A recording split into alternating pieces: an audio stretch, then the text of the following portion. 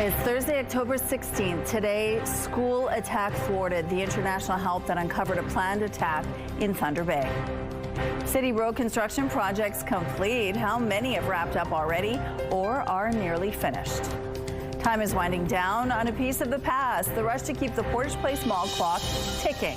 Your Morning Winnipeg starts right now.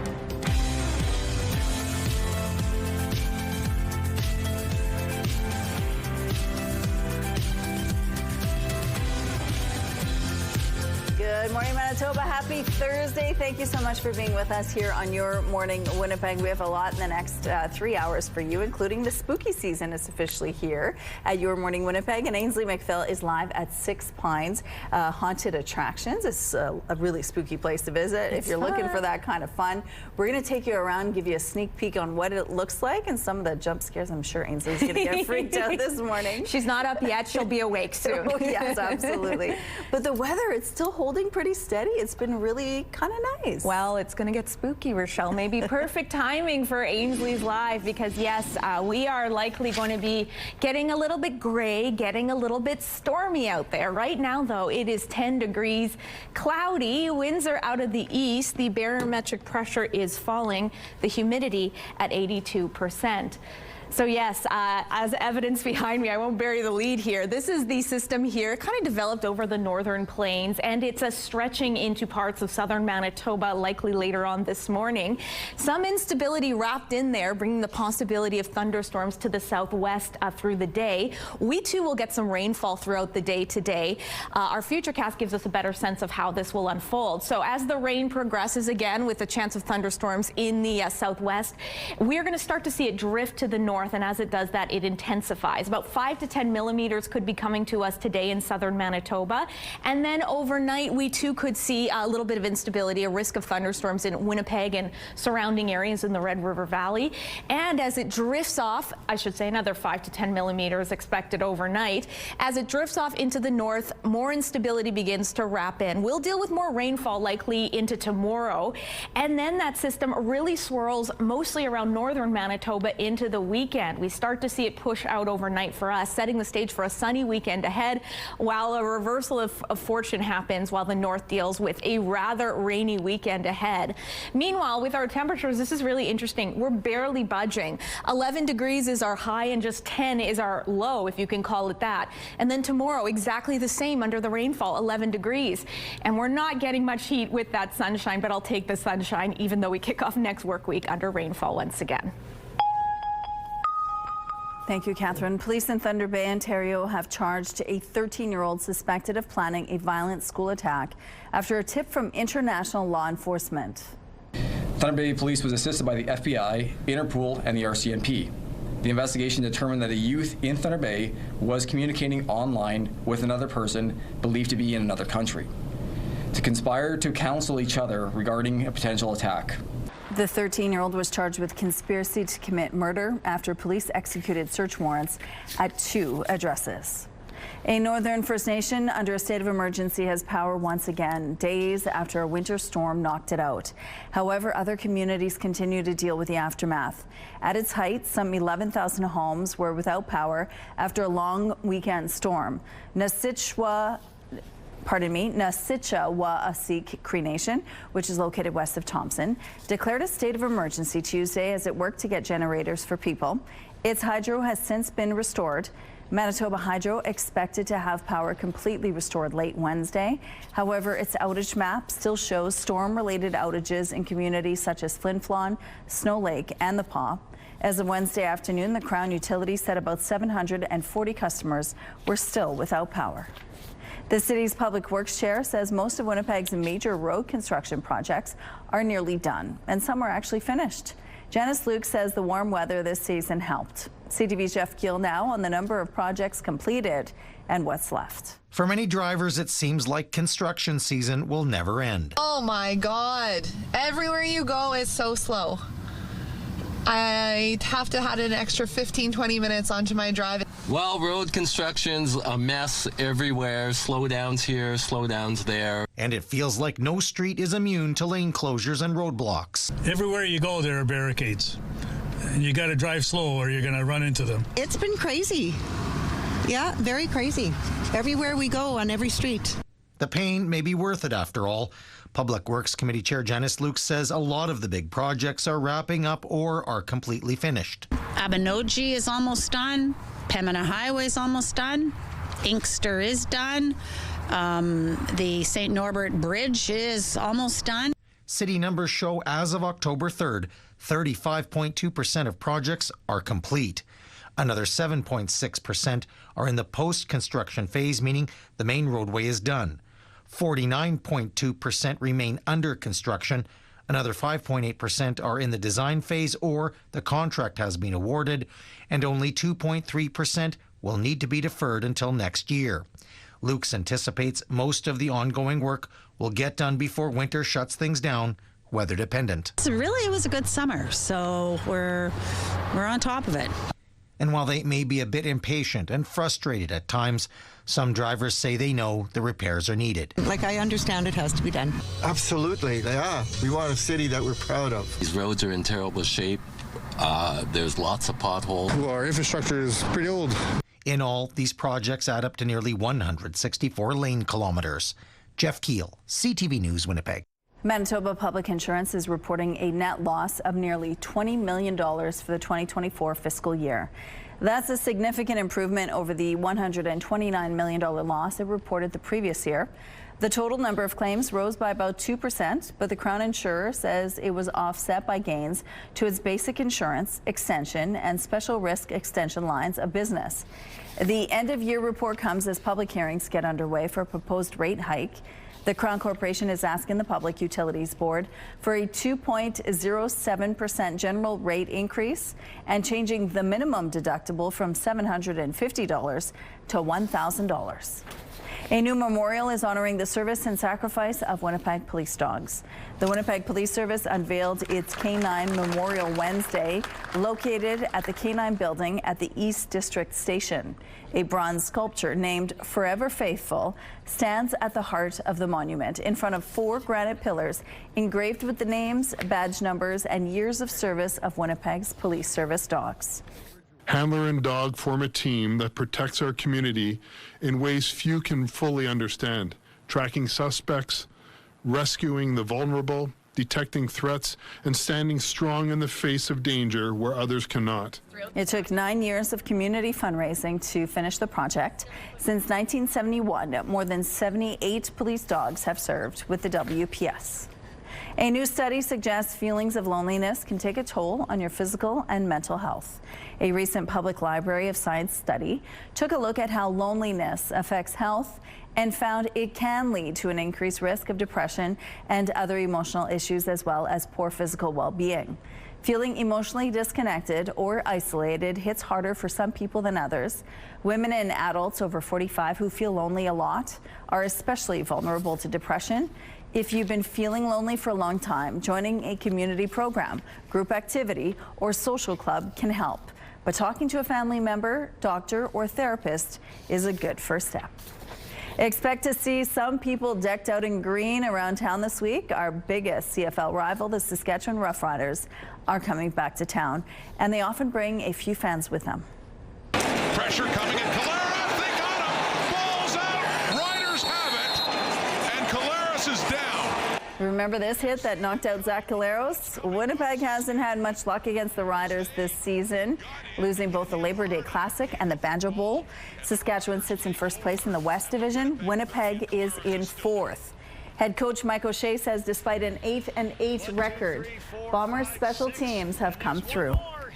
It's not just our return game. I think our cover teams have done a great job too. Our kickers have done a great job. Our punting and kicking and our cover units have done tremendous. So I think it's an overall, the special teams as a whole for us has been a good phase, very good phase. Bombers host the Riders at Princess Auto Stadium Friday night. Gates open at 6 and the kickoff is at 7. Here's a look at what's happening right now on McPhillip Street. It looks like things are moving quite well over here. No issues to tell you about at this point in the drive. If you see problems out there, though, please let us know. Text them to us at 10400. Let's go now to Ainsley McPhail, who's hanging outside, and it's kind of a spooky morning for you today, Ainsley. Good morning. Good morning, Michelle. It's so good to be joining you once again. And 6 Pines. I don't know why you guys do this to me every year. I love it, but I hate it because Nightmare Alley. What could possibly go wrong? And this early in the morning, I'm really glad it's extra spooky for us. Just north of Winnipeg, 6 Pines has got this year, it's including 6 Night at Freddy's 2, Pinky's Bloodbath, and a terror train, Evermore, that takes kind of some nods at the Wednesday Adam's World, which is what we kind of just looked at to our left. But it's not always this spooky during the day. Of course, there's some family-friendly stuff starting next weekend during the day as well. But otherwise, lots to take photographs with. Just really experience. Hopefully, nobody jumps out at me. Oh my! I'm actually going to ask them not to. Well, and you know what? It's so dark as well, so it's really spooky indeed. Thank you, Ainsley. We'll check in a little later. And it's dark out there too, Catherine. When's the sun coming up this morning? You'll be waiting a little while, likely until the weekend, Rochelle. The sun, of course, is going to rise. Sadly, other way, it's going to be blanketed by a good amount of clouds throughout the day. Sun is rising around the 7 o'clock hour. Clouds on tap, and we have some clouds currently, 10 degrees, and that temperature won't be budging much. Winds out of the southeast at 14 kilometers per hour, pressure falling, humidity at 80%. So yes, cloudy and then likely very rainy. In fact, Brandon already saw some moisture. Last I checked, it's just misting there. But this incoming system that brewed up over the northern plains is spreading out over southern Manitoba throughout the day, bringing about 5 to 10 millimeters worth for us here today. Continuing overnight, maybe another 5 to 10 millimeters worth. Into tomorrow, while we have another rainy day ahead, that system does start to fan out into northern Manitoba and starts to increase in intensity.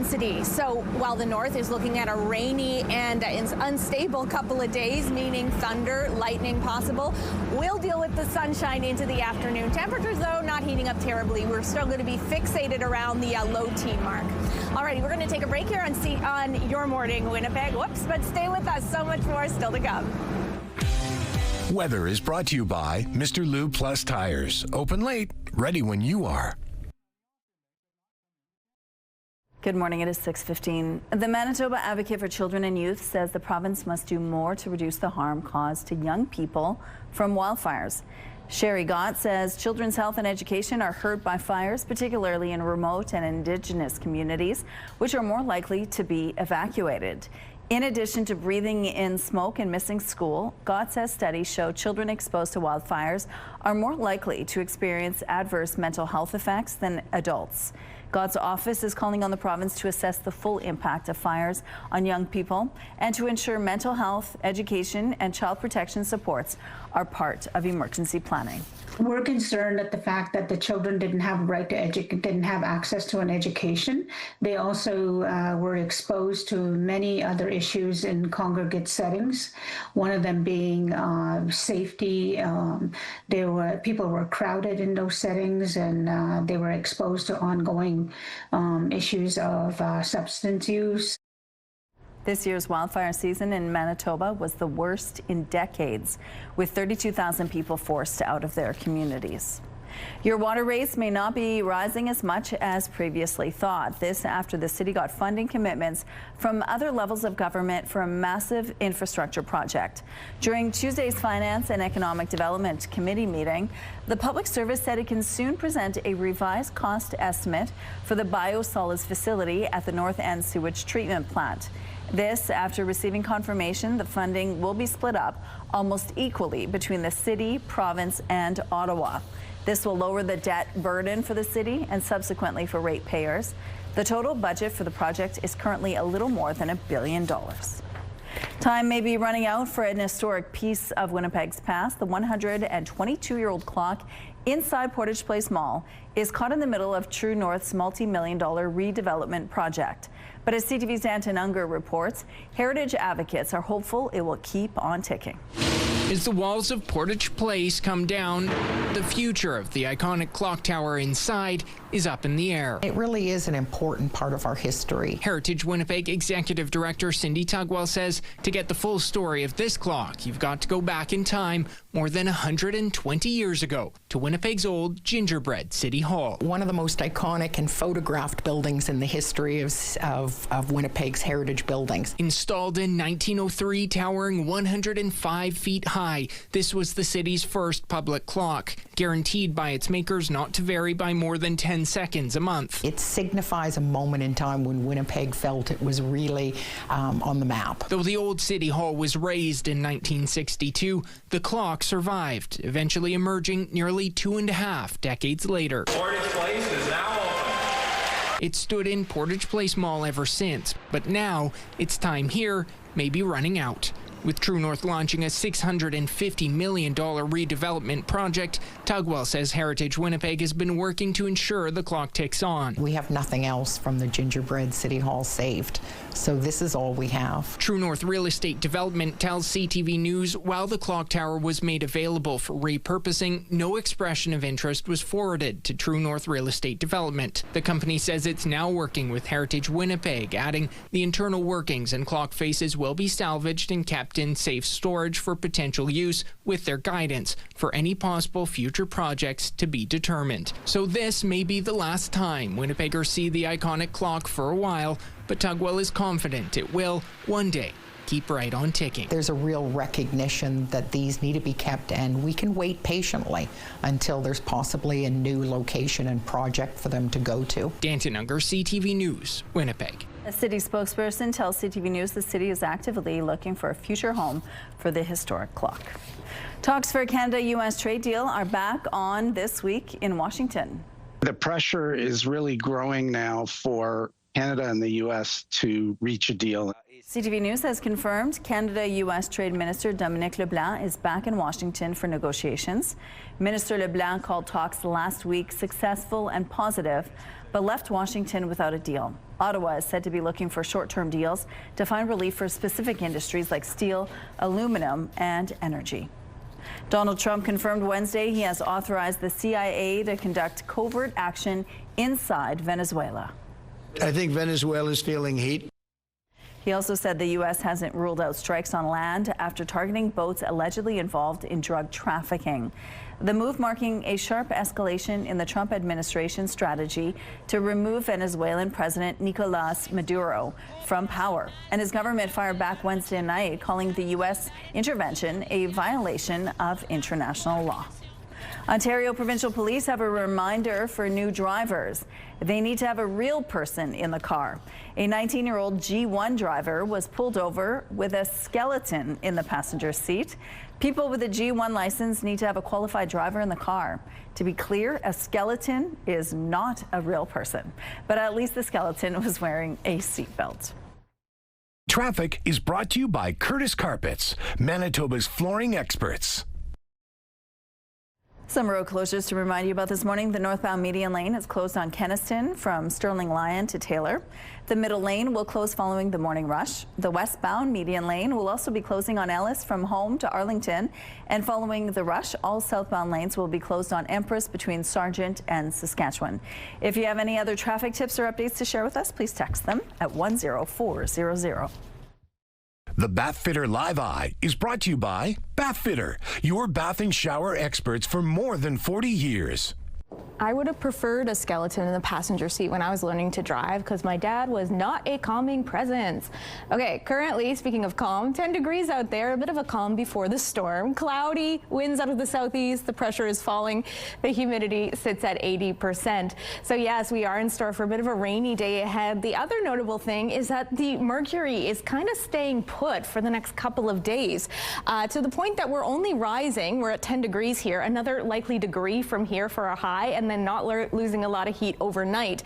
8 degrees currently in Portage La Prairie, 7 in Brandon under some moisture already this morning, 8 in Dauphin and Swan River. Let me move it out of the way so you folks can see in Kenora, 9 degrees. To the north we go. Temperatures a little bit cooler. 6 in the Paw, 4 in Flin Flon, just 3 degrees there in Lynn Lake. Over on the other side, 7 degrees in Island Lake. Okay, so this is the culprit, if you will. This system here that developed over the northern plains, already starting to bring some moisture there to the southwest. It'll push out through much of southern Manitoba today.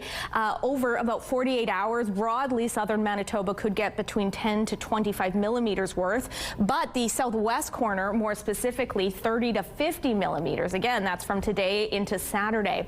So when the kids get on the bus, it'll just be about 10 degrees under those cloudy skies. The rain likely to start by lunch hour at 11 degrees, also our high. And when you head home, not much changing. Rainy and our high once again at 11. Overnight, the rainfall continues. Mix in the likelihood of some thunderstorm activity. Temperatures dipping just to 10. And then into Friday, another rainy day with another high of 11 degrees. Your Skywatch picture of the day, a lovely autumnal shot at Hillside Beach taken by Jeff. Keep those weather pictures coming to Winnipeg Weather at ctv.ca.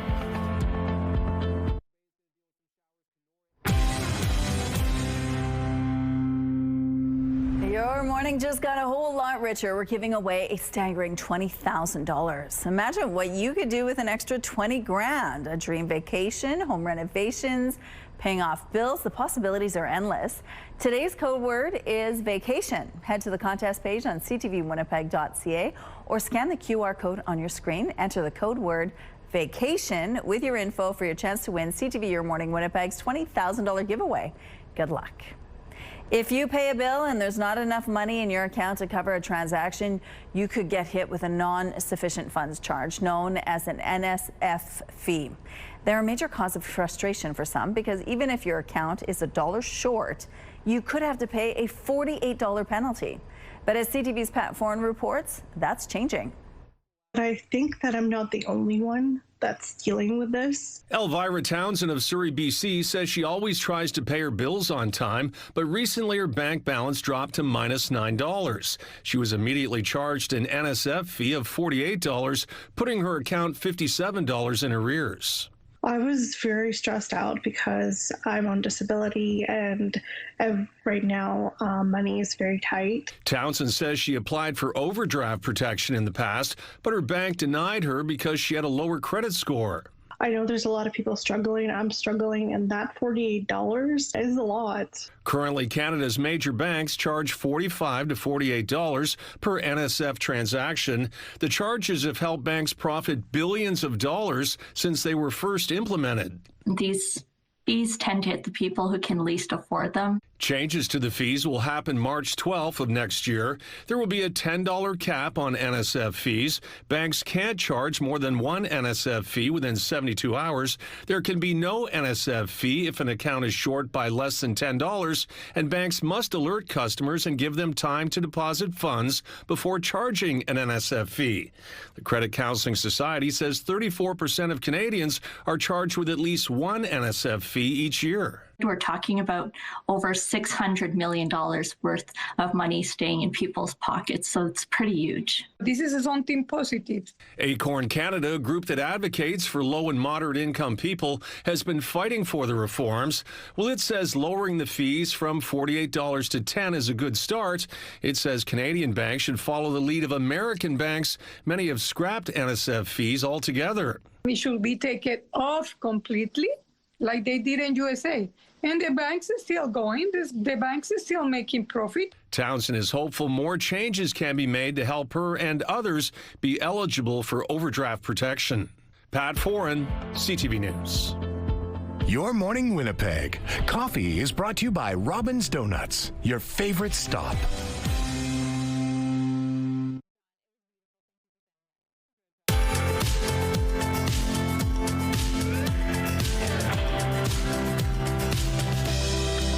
overcast start to the day, setting the stage for what's to be an overcast and soggy couple of days to come. 10 degrees out there in Winnipeg. As mentioned, cloudy skies, winds out of the southeast at 14 kilometers per hour, pressure falling, humidity at 80%. So yes, you can see the culprit, if you will, behind the rainfall headed our way. It's already pushed into the southwest. Brandon had some showers this morning. I last checked, it was just misting, but those showers will be back and will likely intensify throughout the day. We here in areas more in south central regions are going to see the rainfall come a little later on this afternoon and likely not let up until a good 48 hours. 11 degrees is what we're looking at for a high today. Periods of rain off and on, and those winds out of the east at 15 kilometers per hour. Also interesting, our mercury not budging a lot, especially overnight. We're getting down to 10 degrees. The rain likely to intensify. About 5 to 10 millimeters worth is expected today, and then another 5 to 10 overnight, and wrapping in some instability at that point. So likely for some thunderstorm activity. And then tomorrow, once again, I sound like a broken record, a high of 11 degrees, rainfall once again. Winds stronger though, this time out of the south at 20 to 30 kilometers per hour. Showers likely letting up overnight, and then the weekend, sunny, not terribly warm. 10 degrees under those clear skies, losing a lot of heat overnight. 1 is what we're dipping down to under partly cloudy skies. A touch warmer on Sunday with a high of 12, and that sunshine slightly short-lived. Monday we kick it off with some rainfall. A plea for change from a Winnipeg family as their grandmother waits for a hospice bed to spend the final months of her life. But with just 16 of these specialty beds available in the city, many patients are left waiting in the hospital. CTV's Joseph Bernacki reports. People in Manitoba are waiting for a bed that doesn't exist. As soon as Ashley Casson heard about her grandma's prognosis, she raced home from the Yukon. She was given 3 months to live, so we've kind of just been wondering where we go from here. And earlier this year, 87-year-old Lorna Teague broke her pelvis and was admitted to Grace Hospital. While she was there, doctors found a cancerous mass that had spread. With so little time left, it's clear to the family that Teague needs a hospice bed, but getting her end-of-life care may be a challenge. Manitoba only has 16 total hospice beds in Winnipeg, and that's it. The recommended number of hospice beds is 7 to 10 per 100,000 people. So it's just pretty incredible and absolutely shocking to see. The most recent numbers from the Canadian Hospice Palliative Care Association show that in 2022, Manitoba was dead last for hospice beds. They calculate the number based on population. The national average is 3.97 per 100,000 people, and Manitoba was just 1.15 per 100,000 people. The Winnipeg Regional Health Authority told CTV News there are 5 people currently waiting for a hospice bed. For people who don't have much left to live, the fact that they're on a wait list competing for just a peaceful place to die with that many other people is pretty sad. When asked for 2025 numbers, the WRHA said there are 16 hospice beds in the city of Winnipeg. A statement from the WRHA said in part, wait times for hospice care can vary, ranging from just a few days to approximately 6 to 8 weeks. Minister of Health, Seniors and Long-Term Care Uzoma Asagwara sent a statement saying in part, Manitoba now has a dedicated provincial team focused on palliative and end-of-life care, bringing together frontline providers and experts to strengthen care planning across the province. For Casson, regardless of the reason, the wait is heartbreaking. My nana only has one other person in her room, but it's just, there's no privacy, there's no dignity. It's just inhumane how people are expected to spend the last few months of their life. Joseph Bernacki, CTV News, Winnipeg. The family says they don't know how long Teague will have to wait for a bed. The Minister of Health, Seniors and Long-Term Care says a new subcommittee has come up with a 3-year plan to implement national palliative care standards. They also say expansion is ongoing in other regions. Nova Scotia's serious incident response team is investigating after a woman was shot and killed by police. This witness describes what happened before officers arrived. Somebody was fighting or having a disagreement or whatever, right? But then once the police showed, it really escalated from there. RCMP officers were called to the home in Eastern Passage on Tuesday afternoon.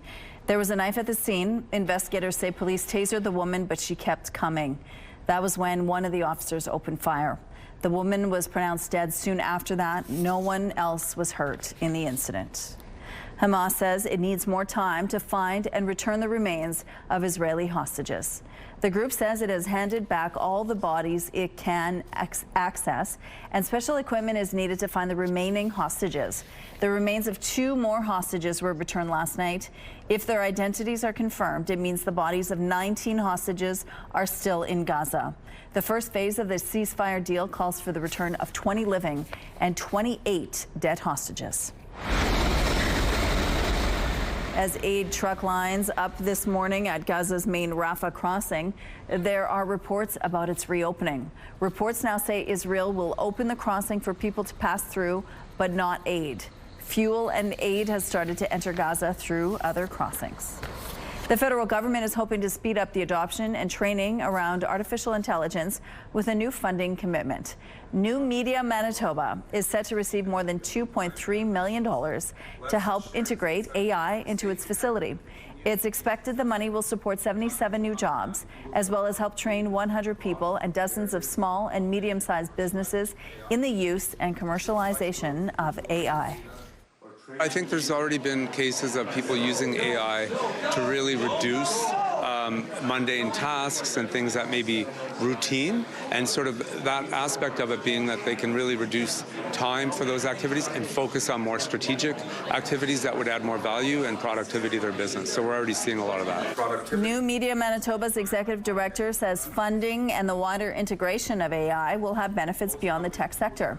He expects other industries will see the benefits in the months and years to come. Scientists have discovered a new way to protect divers from sharks. There is a new type of wetsuit, and it's made with what's called bite-resistant neoprene, which has materials like Kevlar woven into the fabric. Research shows there's substantially more protection than regular wetsuits. Researchers are careful to say that the suits are not shark-proof, but they can help protect from severe injuries. Here's a look at what's happening now on the Norwood Bridge. Looks like things are pretty good over here so far this morning. If you see any problems out on the streets, please let us know. And here's a look at your gas prices. The Canadian average is $1.31. The provincial average is lower at $1.24. In Winnipeg, the average is $1.22. And the lowest price in the city is $1.14. All this info is on gasbuddy.com. The Price at the Pump is brought to you by the Kidney Foundation. Help by donating your card today. Starting with a spooky morning this morning at Six Pines Haunted Attractions. We'll be back after this with more. Stay with us. Weather is brought to you by MJ the Musical at Centennial Concert Hall, November 5th to 9th. A little bit cloudy to kick off the day, and it's going to be really staying that way. Not a lot of sunshine in the cards until the weekend, and throw in some rain as well. 10 degrees currently under those cloudy skies. Winds are out of the southeast at 14 kilometers per hour. Pressure falling, humidity at 80%. So we've got this system that's really brewing over the northern plains, pushing into our province, bringing a ton of rainfall off and on through the next couple of days. So it's moving in through the southwest corner. So areas like Brandon have already seen a little bit of rainfall. It'll intensify throughout the day, about 5 to 10 millimeters worth possible in southwest and moving into the east. Us here in Winnipeg, surrounding areas in the Interlake Red River Valley, likely periods of rainfall off and on. Overnight, it intensifies another 5 to 10 millimeters worth, while the southwest could get even more rainfall, wrapping some thunderstorms from there. And then into tomorrow, another rainfall, a rainy day ahead before the system moves out into northern Ontario, leaving behind a sunny weekend for us here in the south. Speaking of spooky, our own Ainsley McPhail is having a bit of a spooky morning. What are you up to now, Ainsley? Well, when waking up this morning, Catherine, I never thought I'd say to myself that I'd be petting a gremlin's head, but here we are. What a beautiful piece of artwork we have here at Six Pines. James Towno joins us. Every year it's different. Every year is different. Every year I build it, and we're just about done. I say the 31st we're done. Mm-hmm. We're in the alley right now. Let's let's have a walk in the alley. And this one specifically, the props and the behind the scenes are actually real pieces of Manitoba history. Yes, this comes from the Brandon Hospital that they shut down, and I acquired a lot of their stuff, hospital gear and stuff, which is in the bottom of the barn. And this here is the what do you call that? Switchboard, and we made a little scene up with it. That's something that you're not going to see elsewhere. What a great spot for people to take photos too.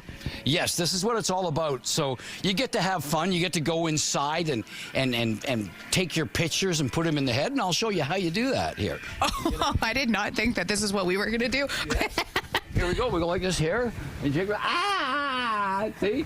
And so it's a lot of fun. You get to have your pictures. I got a lot of people that take their Christmas postcards by doing stuff like this and then send them out to everybody at Christmas time. The wild thing is this isn't even the scariest part. No. Isn't that funny? You're changing it up every year too. So what can people expect this year? Well, this year we have Pinky's Blood Bath, and it's just, we call this gore galore. It's just really gory and very adult contents. And then we got Wednesday, the Nevermore. And right over here, you can see, you can even take a picture with the cello with Wednesday with her window in the background. I know a lot of people like that. Before we're out of time, there's stuff for the littles too, starting next week. Yes, next weekend, starting on the weekends, we do a flashlight tour, which we don't have actors jump out at you and scare you. We just have the sound going, and they go through with their flashlight, and the fog is on. It's very creepy. We have adults that can hardly do it. James, that's the one I'm doing this morning. Okay, we'll see you guys later.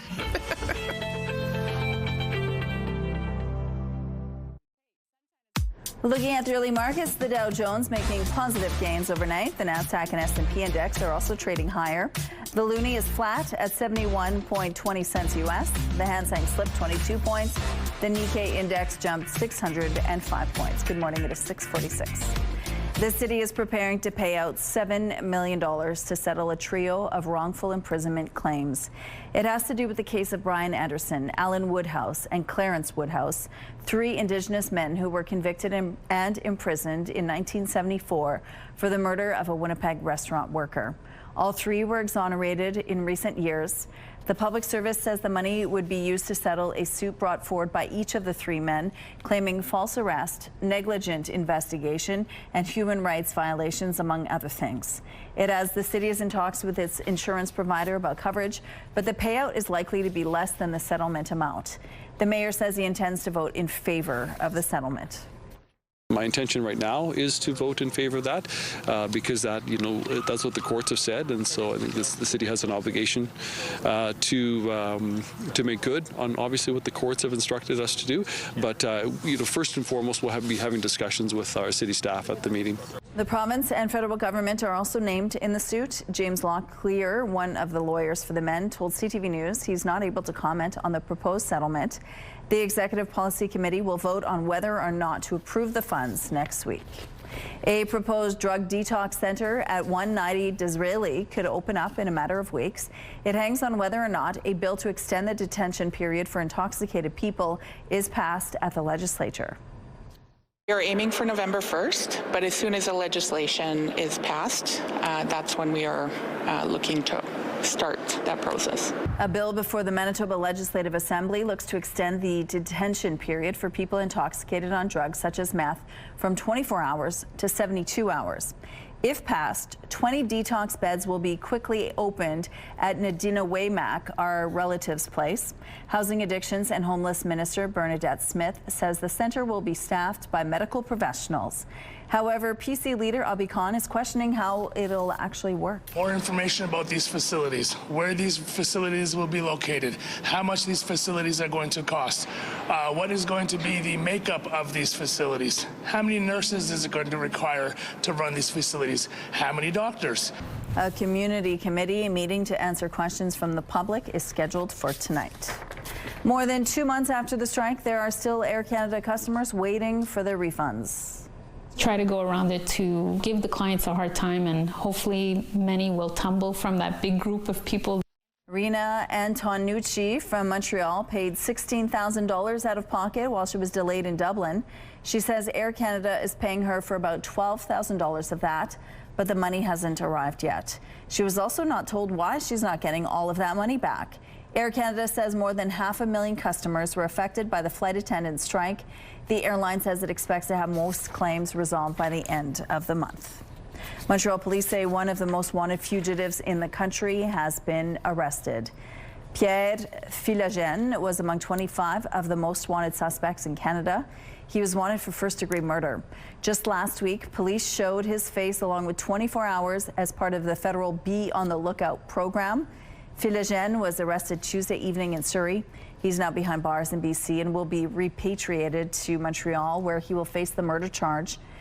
Philogène was once an associate of alleged Montreal mafia boss Leonardo Rizzuto. In Canada, we have falling leaves during autumn. In Switzerland, they have falling clouds. This is the view from the town of Aigle at the foot of the Swiss Alps. As the air heats up during the day, it lifts the clouds up. When the temperature drops, the clouds come back down. The pattern is especially noticeable during the fall. No matter what the science is, it sure is a pretty sight. And some road closures to remind you about this morning. The northbound median lane is closed on Kenniston from Sterling Lyon to Taylor. The middle lane will close following the morning rush. The westbound median lane will also be closed on Ellis from Home to Arlington. And following the rush, all southbound lanes will be closed on Empress between Sargent and Saskatchewan. If you have any other traffic tips to share, text them to us, please, at 10400.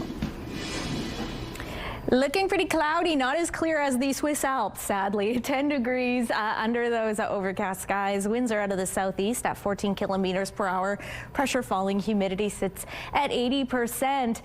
We got some rainfall heading our way, folks. Grab the umbrella and keep it handy, especially today if you live in the south, and have it ready to go if you live in the north. So this system here has already entered the southwest. I see showers have started in Brandon. Look for this system to spread out a little later on into the afternoon, bringing rainfall to us here in the south. Not the case to the north. A mix of sun and cloud in Thompson and Gillam expected. Island Lake and Churchill a little bit more overcast. Highs there 9 degrees across the board. Island Lake a little bit warmer, excuse me, at 11 degrees. Should really figure out the difference between colder and warmer if I'm going to do weather. It's a pro tip.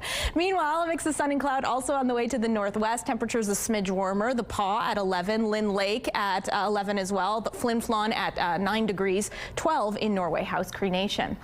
To the southwest, where we're already seeing that rainfall, 5 to 10 millimeters could be coming your way today and overnight. Wrap in some instability, maybe some thunderstorms, another 5 to 10 millimeters from there. 10 degrees across the board in Brandon and Nipawin, 12 in Dauphin and Swan River.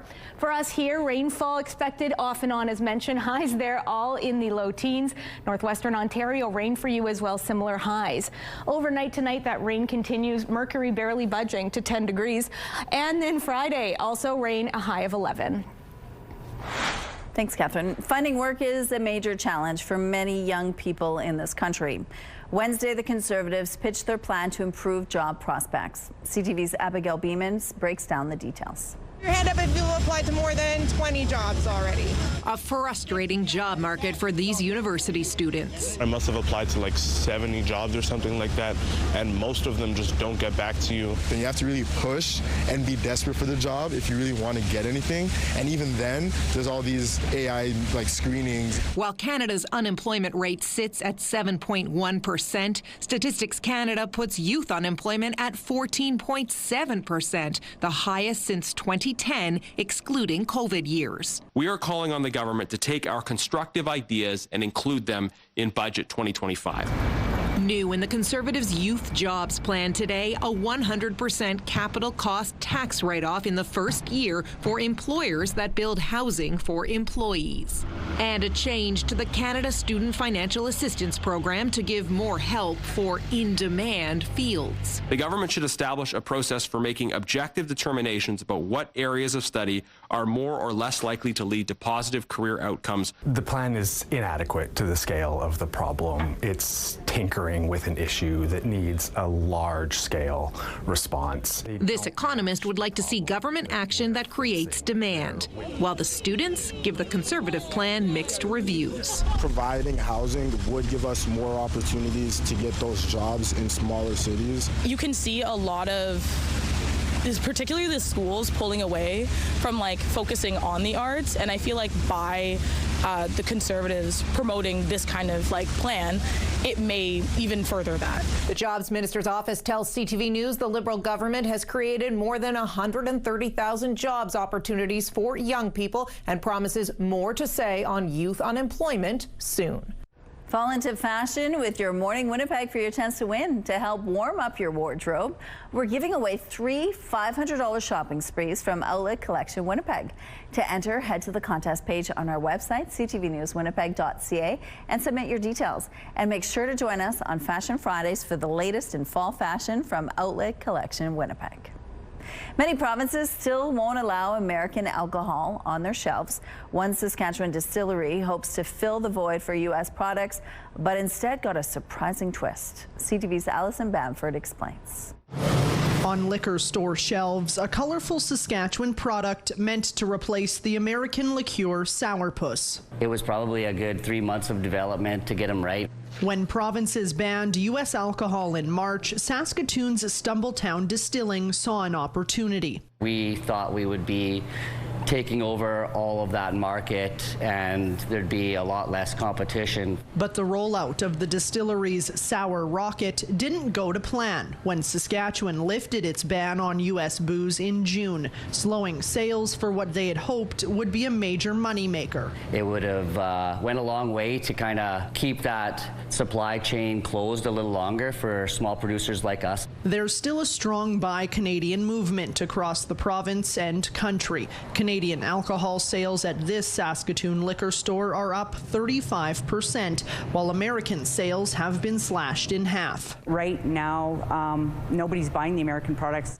A report released this month shows American spirits exports to Canada plunged 85% in the second quarter of this year. While Canada recently removed retaliatory tariffs on American spirits, U.S. liquor bans still exist in most provinces. We will see for a sustained time a drop in U.S. liquor consumption in Canada and even beer consumption. Despite the drop in American sales, experts say Canadian products aren't seeing a proportional boost, which some say could be related to inflationary pressures or substitute brands not meeting the market demand for U.S. products. Allison Bamford, CTV News, Saskatoon. We're going to take a break here. We'll be back after this with your 7 o'clock headlines. Stay with us.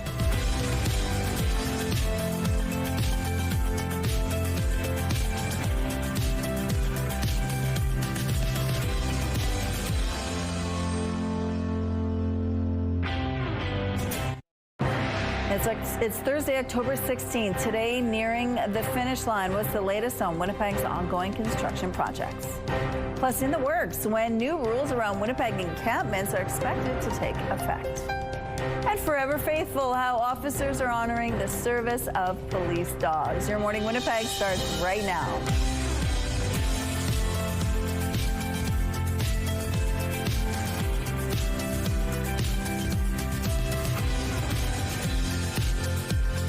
Good morning, Manitoba. Thank you so much for being with us here on Your Morning Winnipeg. We have a lot in the next hour, including when you open up a gift at Christmas time. We're talking Christmas stuff here already. Kids love getting a new pair of pajamas at Christmas time. Well, there is a group that is dedicated to ensuring that kids do indeed get brand new pajamas. It's called the Pajama Project. They're celebrating their 15th year. So we're going to talk a little bit more on how you can support the cause and who benefits from getting these brand new pajamas. And it's like sort of the transition time now where I go from the summer pajamas to those cozy winter pajamas because it's starting to feel cool. It's starting to have that brisk bite, if you will. Mother Our nature's kind of been spoiling us with some above seasonal values. Of course, that has come to a bit of an end. We're back to more typical highs. And today we're going to add some rain into the mix, folks. Outside, it's 10 degrees. It is overcast. The winds out of the southeast this hour. Barometric pressure falling. Humidity at 80%. So quite obvious where this rain is coming from.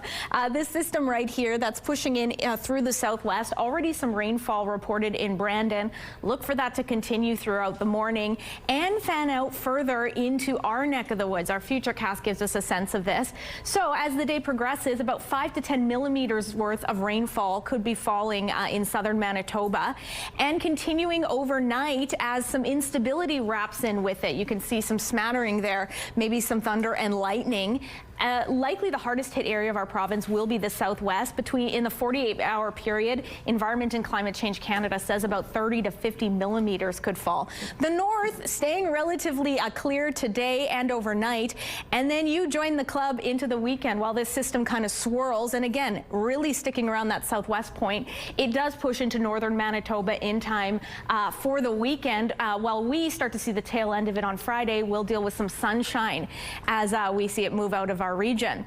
In terms of our temperatures, they are going to be relatively steady, if you will. 11 degrees is our high, 10 is what's typical, also our overnight low. We're not losing a lot of heat, and then by Friday, under that rainfall, back up to 11 degrees.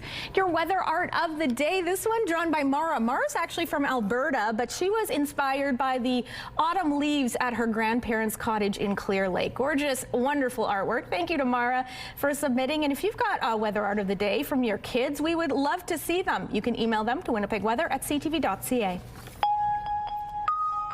The city's Public Works Chair says most of Winnipeg's major road construction projects are nearly done and some are actually finished. Janice Luke says the warm weather this season helped. CTV's Jeff Keel now on the number of projects completed and what's left. For many drivers, it seems like construction season will never end. Oh my God. Everywhere you go is so slow. I have to add an extra 15-20 minutes onto my drive. Well, road construction's a mess everywhere. Slowdowns here, slowdowns there. And it feels like no street is immune to lane closures and roadblocks. Everywhere you go, there are barricades. And you got to drive slow or you're going to run into them. It's been crazy. Yeah, very crazy. Everywhere we go, on every street. The pain may be worth it after all. Public Works Committee Chair Janice Luke says a lot of the big projects are wrapping up or are completely finished. Abinogi is almost done.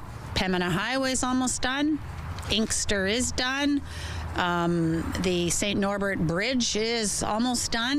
City numbers show as of October 3rd, 35.2% of projects are complete. Another 7.6% are in the post-construction phase, meaning the main roadway is done. 49.2% remain under construction. Another 5.8% are in the design phase or the contract has been awarded, and only 2.3% will need to be deferred until next year. Lukes anticipates most of the ongoing work will get done before winter shuts things down, weather dependent. Really, it was a good summer, so we're on top of it. And while they may be a bit impatient and frustrated at times, some drivers say they know the repairs are needed. Like, I understand it has to be done. Absolutely, they are. We want a city that we're proud of. These roads are in terrible shape. There's lots of potholes. Well, our infrastructure is pretty old. In all, these projects add up to nearly 164 lane kilometers. Jeff Keel, CTV News, Winnipeg. Winnipeg's mayor is calling for patience when it comes to a crackdown on homeless encampments. This after a child was assaulted with a water bottle while playing in a park. Understandably, we can't just bring in the motion one day, flick the switch, and have the enforcement the next day. Police say the child was playing with friends at a park in the Centennial neighborhood when a man at an encampment threw a bottle at him and chased him down the street screaming. The kids ran to safety and told a parent who called police. Officers later found a 27-year-old suspect at the encampment and arrested him. He's now charged with assault with a weapon. Gillingham says this incident is an example of why City Council approved a motion to ban encampments from parks and playgrounds, but says enforcement is going to take some time. Understanding that, there's not enough housing available. People right now may need to stay in some tents overnight. But on the other hand, we're not going to let encampments be set up anywhere across the city anymore. And we're prioritizing right now that playgrounds, parks, near rail bridges, near senior centers, near recreation spaces, those are now off limits. The mayor expects enforcement of the bylaw to come into full force in November. Beware if you plan on driving the East Perimeter Highway over the next few days. Barricades are going up on a section of the perimeter near Dugald Road. The province says construction crews are doing repair work at the rail crossing north of the Dugald intersection. A detour will involve crossovers between north and southbound lanes. This means just one lane of traffic in each direction will be open. You can expect delays and are asked to slow down when you see construction signs and flaggers on the road. Work is expected to wrap up on Sunday evening. A new memorial is honoring the service and sacrifice of Winnipeg police dogs. The Winnipeg Police Service, unveiled its K9 Memorial Wednesday, located at the K9 building at the East District Station. A bronze sculpture named Forever Faithful stands at the heart of the monument in front of 4 granite pillars engraved with the names, badge numbers, and years of service of Winnipeg's police service dogs. Handler and dog form a team that protects our community in ways few can fully understand, tracking suspects, rescuing the vulnerable, detecting threats, and standing strong in the face of danger where others cannot. It took 9 years of community fundraising to finish the project. Since 1971, more than 78 police dogs have served with the WPS.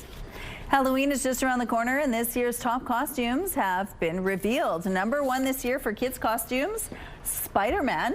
This is according to an annual consumer survey. In the U.S. alone, more than 2 million kids plan to dress up as Spider-Man in 2025. Second on the list this year is Princess. Number 3 is another old standard, a witch. Then Ghost comes in at number 4. By the way, the most popular dog Halloween costume this year is a pumpkin.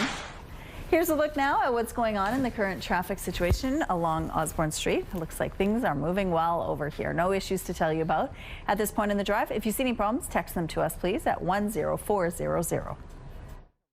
Weather brought to you by Blinds Are Beautiful, helping your home get holiday ready with blinds from Hunter Douglas.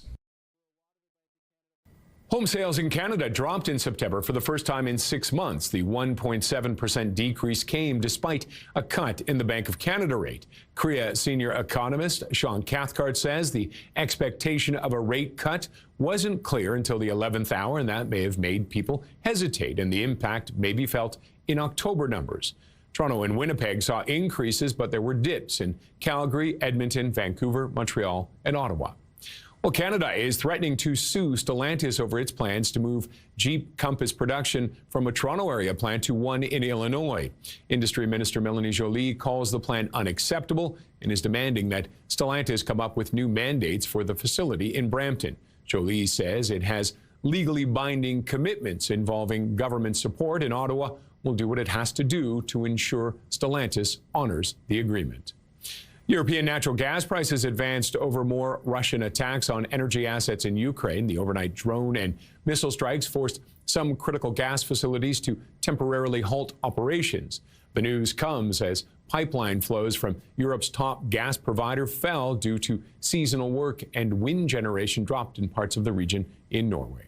Those are your morning business headlines. For BNN Bloomberg, I'm Roger Peterson. Let's go back now to Ainsley McPhail, who's live at Six Pines this morning. Where are you now?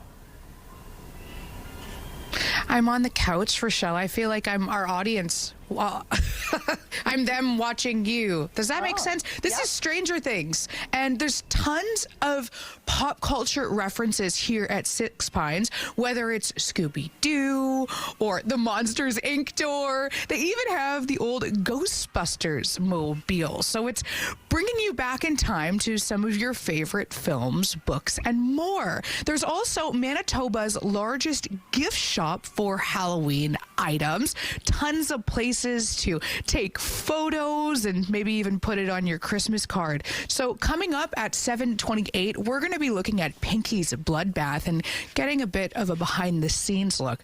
Last year, when I sat on this couch, a clown jumped out at me, and I was not happy about it. I'm glad it's live and you can't roll back the tape. Well, it looks like you're safe for now. Thank you, Ainsley. Let's go out to the rooftop, and it's looking like it's a pretty good start to the day. You know, it is a bit a misnomer, if you will, Rochelle. It is pleasant out here, but things will be taking a turn. This system likely to bring some rainfall. But for right now, we are dry at 9 degrees. Winds are out of the east. They're starting to ease a little bit. Barometric pressure is falling. Humidity sits at 84%. So this system that we've been chatting about, bringing rainfall already to the southwest. Brandon has had some light rain this hour. It is likely to bring about 5 to 10 millimeters worth to the southwest, and maybe some thunderstorm activity. It'll fan out throughout the day, joining us here in more south central regions, Winnipeg included, Portage, La Prairie, Gimli. So periods of rainfall expected for us, and that'll continue overnight. 5 to 10 millimeters during the day, another 5 to 10 overnight, and overnight we also get a chance, excuse me, of some thunderstorm activity. Northern Manitoba, mix of sun and cloud, temperatures in the low teens, just as we'll see here in the south. And into tomorrow, the southern areas of the province will continue with the rainfall and highs at seasonal around 11 degrees. And then that system starts to fan out over the north, making for a rainy weekend ahead in northern Manitoba and a sunny one for us here in the south. So a bit of a weather reversal in fortunes, if you will. Thank you, Catherine. It's time now for our question of the day. We want to know, what was your favorite Halloween costume? You can text your answer along with your name to 10400. Make sure to follow the automated instructions so we can feature your response. A thrilling show is dancing its way into Winnipeg next month, and we want you to go.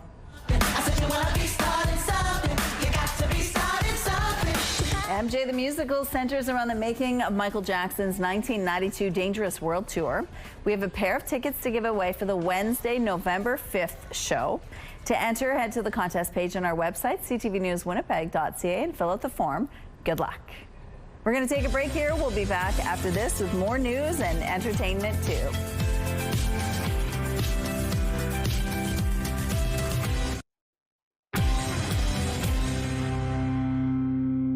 Good morning. Police in Thunder Bay, Ontario have arrested a teenager suspected of planning a violent attack at a school.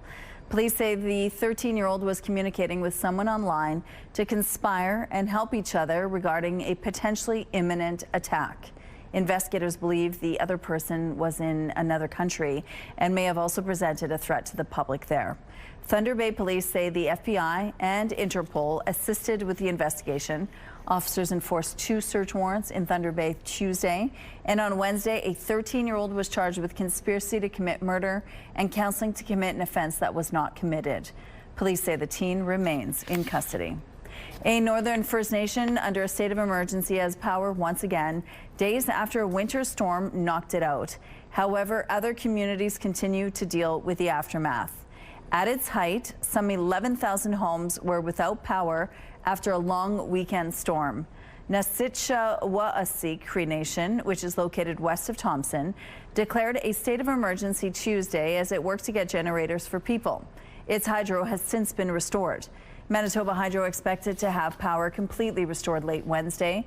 However, its outage map still shows storm-related outages in communities such as Flin Flon, Snow Lake, and the Pop. As of Wednesday afternoon, the Crown utility said about 740 customers were still without power. Families in Windsor Park now have a new trail to explore. One. There we go. Officials cut the ribbon at Winaqua Community Centre to launch phase 1 of a new pathways project. It's a new asphalt path connecting Winaqua Community Centre directly to Windsor Park Collegiate. The path then connects to other trails that lead to an outdoor classroom, a community garden, tennis courts, and a baseball diamond. It's hoped by connecting the community, residents from different backgrounds will all feel more at home. This is a way that we can get them to know that this is their community. This is their space. Come walk around. Come enjoy the space. It's for the community to just enjoy enjoy, sit and read a book. The phase is budgeted at $220,000, funded by the federal, provincial, and city governments. In the future, the pathways will expand further and complete a looped trail. Some quick-thinking people living in Wasaga Beach have done their part to help a turtle stuck a long way from home. Once I found it, I got behind it, picked it up, brought it out of the water. She's named Dinosaur, and she's a highly endangered fly river turtle. She's not native to central Ontario. She's supposed to be living in northern Australia or other Pacific islands. It's likely she was illegally smuggled. She suffered some injuries, but is at a reptile rescue now and is recovering. They say Dinosaur will take several months to get healthy, but she's already shown she's a fighter. Here's what's happening now at Kenaston and Sterling Lyon. It looks like pretty smooth drive so far this morning. If you see any problems out on the streets, though, please let us know. And time now for some entertainment news. This was a special moment for up-and-coming Cree singer Tia Wood. I want to invite someone very special to stage. Please give it up for Tia Wood. On Sunday, Wood took the stage with Shawn Mendes during his show in Vancouver. The two then performed Mendes's hit, Youth, together. Wood gave her own spin on the song by blending powwow music in her rendition. Tia Wood is from Saddle Creek Nation, east of Edmonton. She was one of the performers at this year's Junos. Rachel McAdams will soon be back on the big screen in a new horror comedy. But getting us out of here, that should be your focus, not being Susie Homemaker over here. What did you just say to me? Let's not forget, I'm your boss. You work for me. We're not in the office anymore, Bradley. In Send Help, McAdam plays Linda Little. She's an undervalued and disrespected employee who gets stranded with her awful boss, played by Dylan O'Brien, after a plane crash. They need to work together for survival, but their terrible relationship really pushes them to the limits. Send Help is in theaters on January 30th. The 12 songs from Swift's The Life of a Showgirl fill the top 12 spots on the Billboard Hot 100 chart. Single The Fate of Ophelia is in the top spot, her 13th #1. It's the first album to ever have all of its songs uninterrupted from the top of the chart down. Swift was already the only artist to ever hold the entire top 10 spots on the chart. This now marks the third time she's managed the feat. Your primetime lineup starts at 7 with Hell's Kitchen. 911 Nashville follows at 8, and Grey's Anatomy is on at 9. It's all right here tonight on CTV. The Bathfitter Live Eye is brought to you by Bathfitter, your bath and shower experts for more than 40 years. Casting our eye to the sky, 9 degrees outside with some clouds to kick us off. Winds out of the east at 12 kilometers per hour. Pressure is falling. Humidity sits at 84%. Yeah, we start off with clouds and conditions take a turn a little later on into the afternoon. Meanwhile, our temperatures stay very stable. We're kicking us off here in Winnipeg, as mentioned, at 9 degrees, and that's the same for many surrounding regions, including in northwestern Ontario. To the north, temperatures are a few degrees cooler, particularly in that northwest corner, but they're going to be improving to be on par with what we're going to be seeing here, which is highs in the low teens. So the other news of today is this brewing system. A Colorado low is developing. Ahead of it, these showers. As the day progresses, showers coming to the southwest. In fact, they've already arrived in Brandon, and the system will fan out into our neck of the woods, bringing the likelihood of rainfall off and on throughout the day, intensifying overnight. Sorry, still not used to these new graphics. So as the kids get on the bus, it'll be cloudy with 10 degrees. Lunchtime, the rainfall will have arrived, so make sure you pack them with some rain gear. And then that temperature not budging at all as they head home under the rainfall as well. Overnight, we'll continue off and on with the showers, maybe some thunderstorm activity mixed in there. Temperatures barely moving to 10 degrees. And then into Friday, once again, more rainfall as that system doesn't likely taper off till overnight Friday, setting the stage for a lovely sunny weekend. Speaking of the sunshine, it sure was shining on Hillside Beach when Jeff snapped this lovely, very autumnal photo. Thanks for submitting. And if you've got any weather photos, please send them our way. winnipegweather@ctv.ca. Thanks, Catherine. Your morning just got a whole lot richer. We're giving away a staggering $20,000. Imagine what you could do with an extra 20 grand. A dream vacation, home renos, paying off some bills. The possibilities are endless. Today's code word is vacation. Head to the contest page on ctvwinnipeg.ca or scan the QR code on your screen. Enter the code word vacation with your info for your chance to win CTV Your Morning Winnipeg's $20,000 giveaway. Good luck. It's time for our Pet of the Week reveal. This week we're celebrating Peter Parker. This 12-year-old cat's family says he started coming over for short visits before adopting them a year later. They say his owner tells people they're co-parenting. Congratulations, Peter Parker. We love your Pet of the Week submissions, so keep them coming, please. Share a photo and a fun story of your pet, dog, cat, bird, or any other buddy at petoftheweek@ctv.ca, and then make sure to watch Thursdays to see if your pet is named our Pet of the Week. The Supreme Court is marking its 150th anniversary in style with a modern new look. CTV's Geneviève Beauchemin spoke to the creator, who is now part of Canada's legal history. In the heart of the Saguenay, there's a made-to-measure shop called Rabat-Joie that got a tall order. It was entrusted with creating new robes for the 9 justices of Canada's Supreme Court. The mission was to thread the needle between tradition and renewal. No fur. We use silk, pure silk. The old robes, called Santa suits by some, had been the court's ceremonial vestments for a century and a half. This is how one justice described them. They're awful. They're so hot. They're heavy. At some point, there's 2 or 3 layers of fur. And so as the Supreme Court marked its 150th anniversary, it reached out to Romane Legalou, who started a career in creating jurist wear, outfitting her friends in law school. Because the brand was bold, was original, and was different, so they wanted to speak about a secret project. That launched Legalou and her team on a year-long project of designing and fabricating new robes. Miriam Herrera is the technical chief of the workshop, a seamstress originally from Nicaragua who had sewn wedding dresses and evening gowns for Miss World contestants before finding a new home here. It's quite complicated to work with the fine silk, she says, for the pattern to look flawless.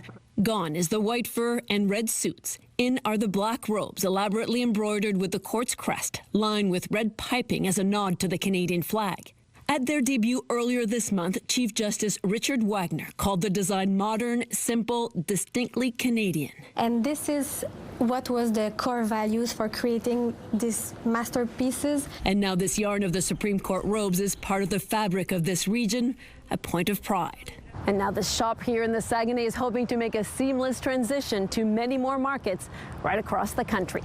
Geneviève Beauchemin, CTV News, Saguenay, Quebec.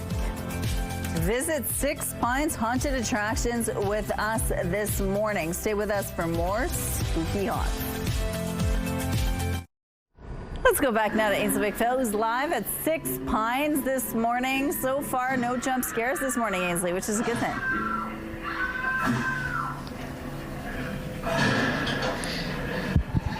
Well, Rochelle, I'm having some technical issues in here, so I'm not sure if I'm cutting you off right now, but what a scene we've got here at Six Pines. James is joining us once again, and Pinky's Blood House? This is Pinky's Blood Bath, and this is one of our scenes. We call this our cabin scene. There's 3 different scenes, 3 different hallways, and this is how my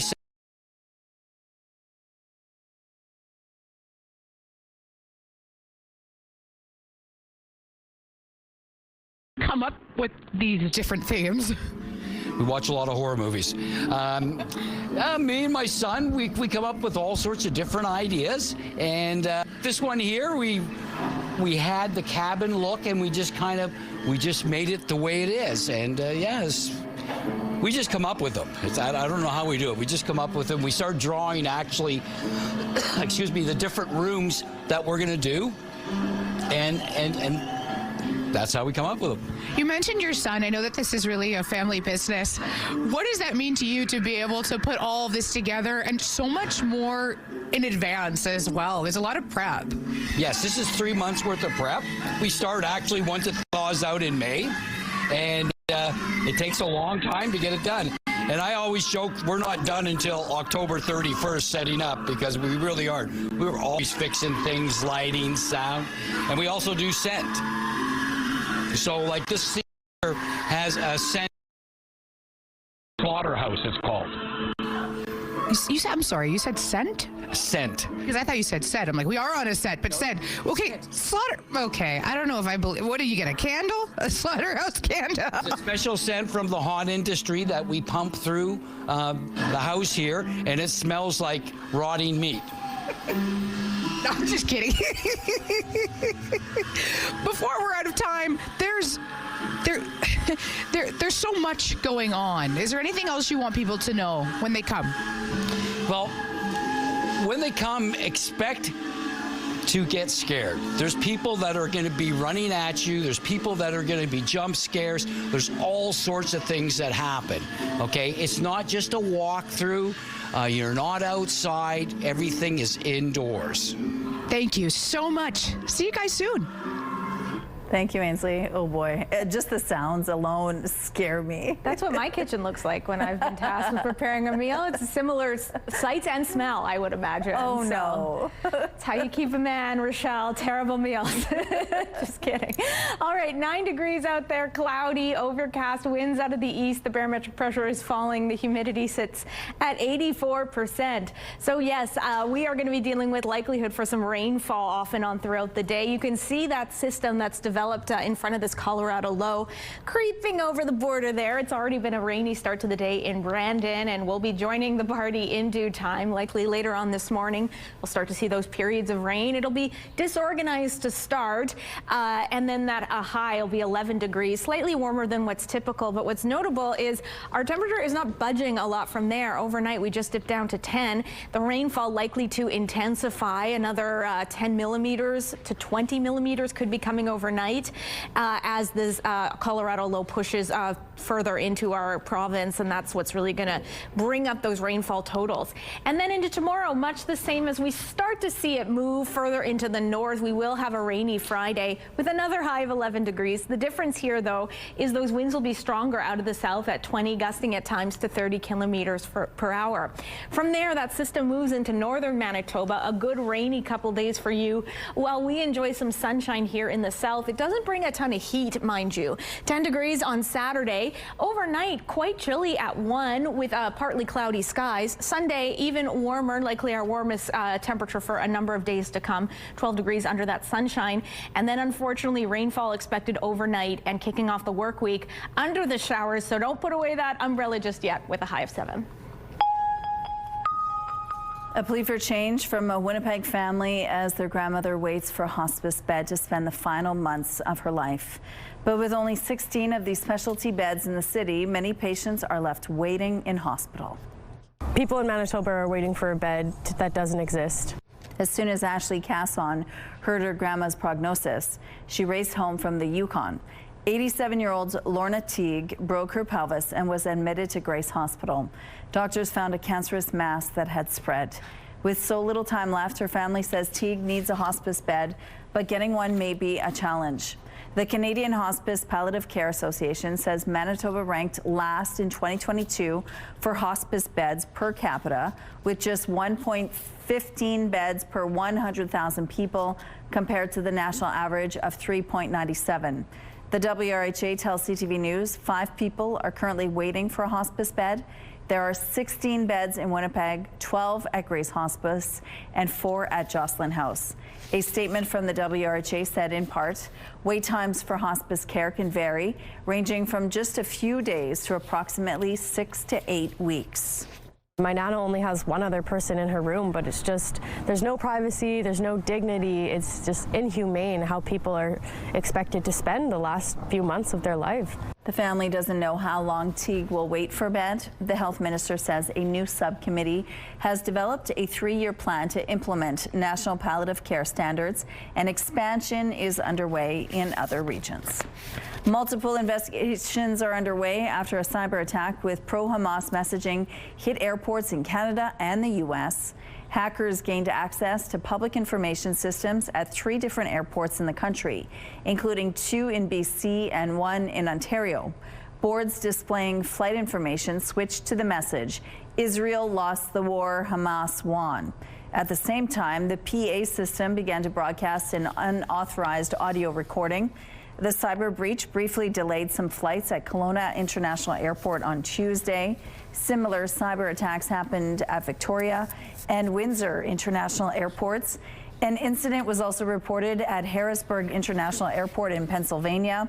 Transport Canada is now investigating. Industry Minister Mélanie Joly says financial relief is on its way for Canada's softwood lumber industry. Joly is also giving some clarity on what exactly is included under the latest U.S. tariffs targeting the industry. We're seeing also that the interpretation sometimes of executive orders coming out of the White House are not the same depending on the border agents in the U.S. So this is something definitely that Minister LeBlanc is working on. People working in Canada's lumber industry says there's been some confusion at the border. Joly says the government will provide funding through banks, helped along by the Business Development Bank of Canada in the coming days. She also says in the long term, the feds are working on a Buy Canadian policy to make sure Canadian homes, major projects, and infrastructure are built only with Canadian wood. Lumber has been one of the industries targeted by the White House, along with steel, aluminum, energy, and the automotive sector. U.S. President Donald Trump has confirmed reports saying the CIA has the green light to operate in Venezuela. We have a lot of drugs coming in from Venezuela, and a lot of the Venezuelan drugs come in through the sea, so you get to see that. But we're going to stop them by land also. A New York Times report says the CIA has the authority to unilaterally carry out secret operations. Speaking in Caracas, Venezuelan President Nicolás Maduro accused President Trump of trying to orchestrate a coup. U.S. forces have carried out at least 5 strikes on boats suspected of carrying drugs without presenting any evidence. 27 people have been killed. A wildlife removal company in London came to this guy's aid when he needed a hand. All right, buddy, hang on. Yeah, that raccoon is stuck in the ceiling of a porch. The rescue was pretty simple. They used a rope to gently pull him out. From there, he took off pretty quickly. The video has been a hit online, getting more than 12 million views. Some road closures to remind you about this morning. The northbound median lane is closed on Kenniston from Sterling Line to Taylor. The middle lane will close following the morning rush. The westbound median lane will also be closing on Ellis from Home to Arlington. And following the rush, all southbound lanes will be closed on Empress between Sargent and Saskatchewan. If you have any other traffic tips to share, text them to us, please, at 10400. Here's a look at your gas prices. The Canadian average is $1.31. The provincial average is lower at $1.24. In Winnipeg, the average is $1.22. The lowest price in Winnipeg is $1.14. All this info is on GasBuddy.com. The Price at the Pump is brought to you by the Kidney Foundation. Help by donating your card today. Your Morning Winnipeg. Coffee is brought to you by Robin's Donuts, your favorite stop. Overcast start to our day, though that sunshine is up, putting on a nice light show. 9 degrees out there, winds out of the east, pressure is falling, humidity sits at 84%. Don't expect too much sunshine today, as evidenced by our radar. This kind of monster system moving in ahead of a Colorado low, bringing rainfall off and on through southern Manitoba today. Maybe mix in some instability with that, particularly in the southwest. You see them there. Possibility for isolated thunderstorms here or there. Meanwhile, to the rest of the province, to the north, a mix of sun and cloud for you in Thompson and Gillam. A little bit cloudier in Island Lake and Churchill. Temperatures decent in the upper single digits to low teens, very similar to what we'll see here in southern Manitoba. Clearer skies expected to the northwest. Temperatures very similar. Lynn Lake a little bit warmer at 12. Same goes for you in Norway House Cree Nation. Flin Flon touch cooler at 9 degrees. Southwestern Manitoba, you've already seen the rainfall in Brandon and surrounding regions. That'll continue. Add in the chance again for that isolated thunderstorm activity. Temperatures there 10 in Brandon and Nipawin, 12 in Dauphin. Sunnier in Swan River at 13 degrees. Here in south central portions, basically uniform highs with the exception of Sprague, always the outlier. Rainfall picking up later on this afternoon. Likely we won't get thunderstorms until overnight. And in fact, Environment and Climate Change Canada says rainfall accumulations could be about 10 to 25 millimeters by tomorrow. Northwestern Ontario likely getting a taste of the action as well. 11 in Kenora, 10 in Dryden, 13 in Fort Francis. Rainfall lasts overnight when we get that risk of thunderstorms, and then into tomorrow, more rain expected, likely starting to taper off, a high of 11. That's sunshine out though in time for the weekend. Let's go back now to Ainsley McPhail, who's live at 6 Pines this morning. Good morning. Good morning, Michelle. I heard you on the one of the news items saying that Spider-Man was the top costume for kids this year. And I was surprised by that, only because so many of the kids like Wednesday Addams. Here at Six Pines, I think that they're taking a nod themselves. So James is joining us once again. Tell us about where we're standing. Okay, we're outside of Nevermore, and we're following the theme of Wednesday. Wednesday's actually inside with Fester, if you come out to see my place. And this is a walk outside going back into the haunt. So you go out into the haunt, and then you go back into the haunt. It's very elaborately done. The Wednesday theme is quite popular, and we have 20 scenes that are dressed up and hallways for everybody to see and come check out. So when you talk about narrative, are you taking us through the show? How does that all work? Well, we put our own spin on the show, like we did with Freddy, Sixth Night at Freddy's 2. But this one is called Nevermore, and it's a different part. It's very, very interesting. If you'd like to just peek your head inside here. Okay, I may. I can hear the music too. That's a whole part of it as well. Yes, and you get the music and you got the sound. Oh, what the hell is that there? What do you do? There's a child with a candle, and I really didn't like that. She was just helping you show the way, I think. That's about it. How many scares do you have? Altogether, we have 75 actors and actresses, so we have a lot. There's one in each room, okay? And also we have different hallways that are made up, which the actors will follow you and bring you through. Kenny's smiling, and it's making me mad because I told him to tell them not to do this. So I'm really hoping that he didn't know, and he was equally as surprised as I am. We'll see you guys at 8:06. Thank you, Ainsley. A trio of humpback whales that delayed ferry traffic in BC this week was caught on camera wowing passengers. Are they a sign of a healthy marine ecosystem, or do they just seem plentiful because of social media posts? CTV's Penny Daflos explains why our waters are thriving, except for our most iconic sea creature. BC Ferries passengers witnessed not one, but 3 frolicking humpback whales this week. And other lucky wildlife watchers post their shots to social media regularly. Look at that. So are there more smartphones to record them or more actual whales? The perception is true that overall our marine mammals have rebounded. They're doing extremely well, with one exception. Newly released numbers from American researchers confirm the southern resident killer whale population remains stagnant.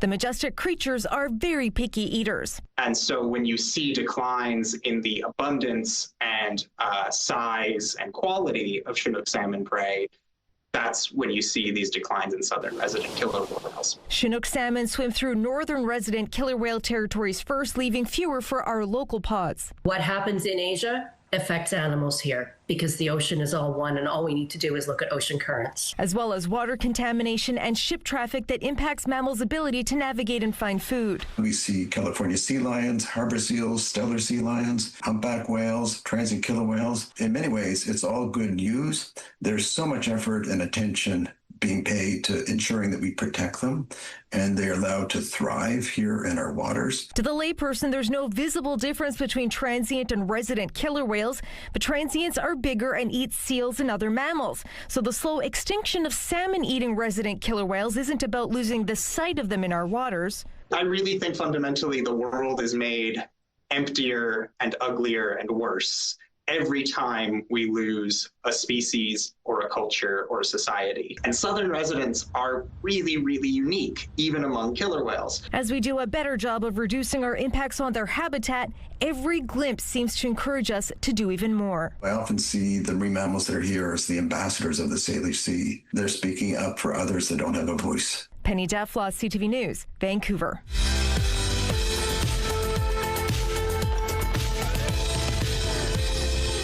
Let's see who's celebrating a milestone today. Happy birthday, Ryan. Love Anna, Mila, Nadia, and all the fireballs.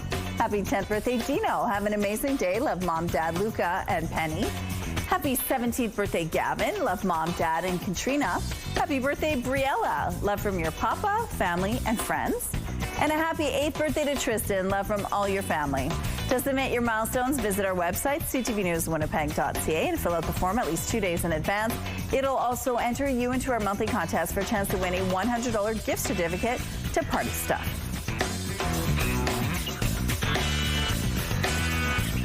Milestones is brought to you by Party Stuff. 3 Winnipeg locations and at partystuff.ca.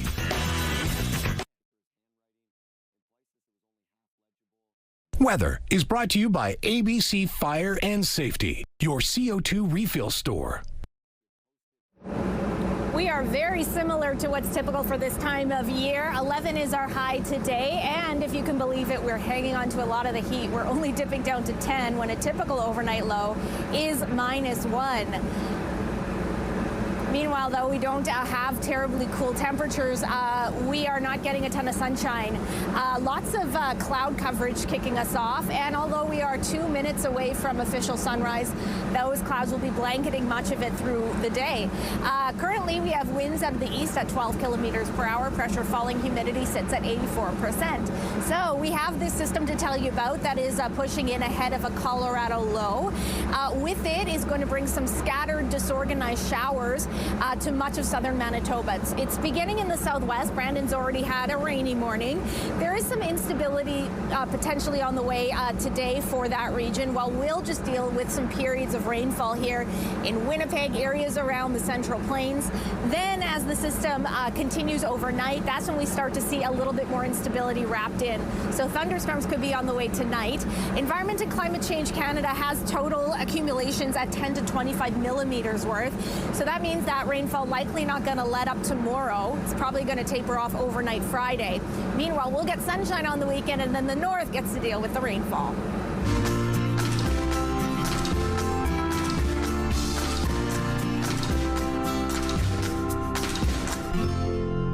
For many Manitoba kids, getting a new pair of pajamas is a beloved tradition. This cozy custom and the belief that every child deserves a new pair of holiday jammies is at the center of one local charity's wonderful work. Joining now to share more about this are Carmela Wade and Kathy McTavish. Good morning to both of you. Hello. Good morning. This is called the Pajama Project, Inc. It's been around for 15 years. Yes. How did it all start? It started just with an idea that I had, and just having a conversation with the principal at one of the schools, and they didn't have presents, and I provide pajamas for my own kids every Christmas Eve, and so it just kind of started with an idea. And then it just kept going, and it got bigger and bigger. I kept telling absolutely everybody about it, and it just grew. What is it like for a kid to get brand new pajamas for Christmas? It's amazing. I mean, I get a lot of response from the principals, the teachers that come and pick up, and you know, they keep telling us over and over, you have no idea what this means to them. Aww. For a lot of kids, this is the only gift they get this year. Oh my goodness. Okay, so let's talk about this being your 15th year. You want to keep this going. You have gifts here, some pajamas that are wrapped. You don't want them wrapped when they come in, though. You would do the wrapping yourself, right? Yes, we'll get them unwrapped, and we do long sleeve, long pants, so that it's cozy, and then we sort them by size. We pull them by class list, so we know the student's name, first name, and the size, and then we wrap them according when we're packing them up. Do you want holiday themed pajamas or just any cozy pajamas? Any cozy pajamas. Okay. We try not to get a year on them in case they're not used specifically this year. Okay. Like sometimes it might say holiday 2025 or whatever. But so try to avoid any dates. Yes. And what do you want people to know about how they can help out in this cause? Well, the main thing would be go to our website, so it's Pajama Project Inc. And that tells you everything about how to donate. We're a registered charity, so they will get a tax receipt. A lot of people like to donate physical pajamas, and we are happy to do that. There's a number on our website that you can reach out to, and we'd be happy to pick up from you or tell you where to drop off. So monetary donations, always a plus, but also physical pajamas, because a lot of people love doing that. Okay, so you just opened up those pajamas. So let's just show that again. Okay. So this is obviously just the top, but there are bottoms that go along with this. What is it about these cozy pajamas that you're looking for as well? Just something really cozy, because sometimes this might be the clothes that they're wearing for school as well. So two-piece is great, just because it makes it easier at school. Yeah. And we want them to be snug as a bug. You have more in there. Yeah, and also a lot of times people forget we also need adult sizes because a lot of kids are adult sizes. Right. So there's some, and adult pajamas are expensive. Very expensive. Yeah. So yeah, we appreciate that. Now you are actually providing pajamas for K to 12 as well. So there's the little kids and there's the big kids, right? Yes. Overall, in those 15 years, how many pajamas have you collected? Oh, collected. I mean, we've provided 27,000 students pajamas. Yeah. But I mean, thousands and thousands. Yeah. You're really making a difference. The support from the community is outstanding. That's the biggest thing that I can't say enough about. Yes. The minute this airs, please reach out. We need pajamas. We need monetary donations, and that's how we kind of keep it going. Yeah. Okay. And so this is on right now. You're collecting at this point. Right now. And you're hoping people will just bring them, deliver them. How do they get them to you? Well, if you go to our website, you can reach out through an email, or there's a phone number. Like I said, we would be happy to pick up as well. Yeah. Okay, if you want more information, we do have a link on our website. Thank you so much for being here. Thank you. Thanks very much. Pajamas, cozy. Community Connection is brought to you by Mr. Reuter Plumbing. Born to be a hero, trained to be a plumber.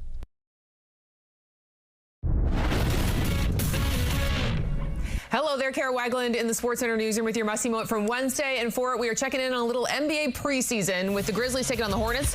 LaMelo Ball puts it through the defender's legs, then lobs it to Brandon Miller. Nice little alley-oop. Ball goes right through Jock Landale's wickets in transition, and Miller gets some height and a very nice finish. Ball, 23 points, 8 assists in 28 minutes, but more importantly, he has got your must-see moment. And coming up tonight on TSN, Week 7 in the NFL kicks off with a little Thursday Night Football with the Steelers facing the Bengals. Coverage for that one gets underway at 7 p.m. Eastern, 4 Pacific. That's all for now from SportsCenter. Have a great day.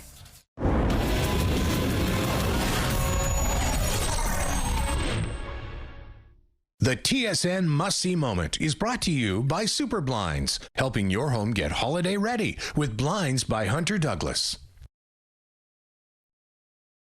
It's Thursday, October 16th. Roadwork roundup. Construction season's winding down, but how much of Winnipeg's roadwork is actually finished? Plus, trade talks return. Canada and the U.S. are back at the table in Washington, but will negotiators finally strike a deal?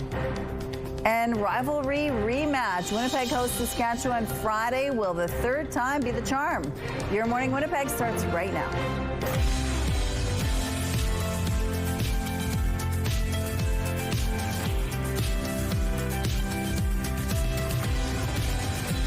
Good morning, Manitoba. It's 8 o'clock. Thank you so much for staying with us here on Your Morning Winnipeg. We have a lot in the next hour, including details about a Halloween social that is all for a good cause. It's called the Gopher the Cure.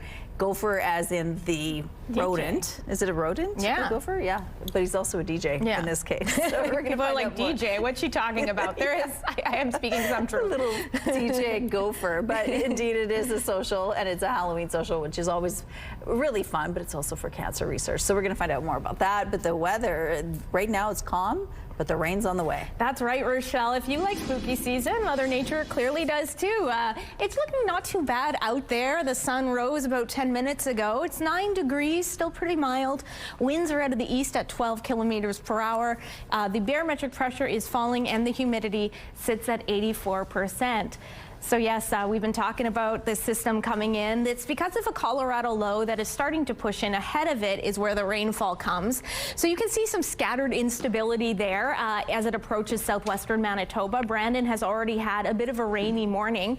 As the day progresses, we too here in Winnipeg are likely to get a good taste of it, though we won't get likely the rain or the thunderstorm activity, until overnight. That's when the Colorado low envelops more of the south, bringing more organized and steady rainfall, while today it'll just be periods of rain, if you will. So there it goes as the day progresses.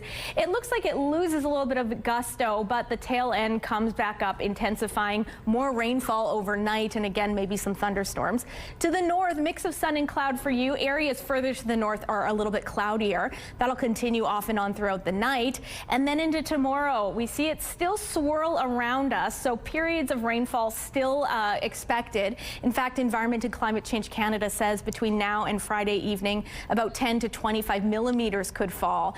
And then things change. The turntables, they turn as the funny joke is, not so funny this morning, you start to see the rain push into northern Manitoba while we here have a sunny weekend ahead. In terms of our conditions, very steady. 11 degrees is what we're looking at today. Overnight, barely budging to 10, and then tomorrow another high of 11. Your weather art of the day, Mara is an Albertan, but she was inspired to draw this picture while visiting her grandparents in Clear Lake. Thank you so much, Mara. Keep your kids' weather art themed coming our way at Winnipeg Weather at ctv.ca. Thanks, Catherine. The warm weather helped keep the city's road construction crews on schedule, and that means most of the major road projects are nearly done or are already finished. Abinogi is almost done. Pembina Highway is almost done. Inkster is done.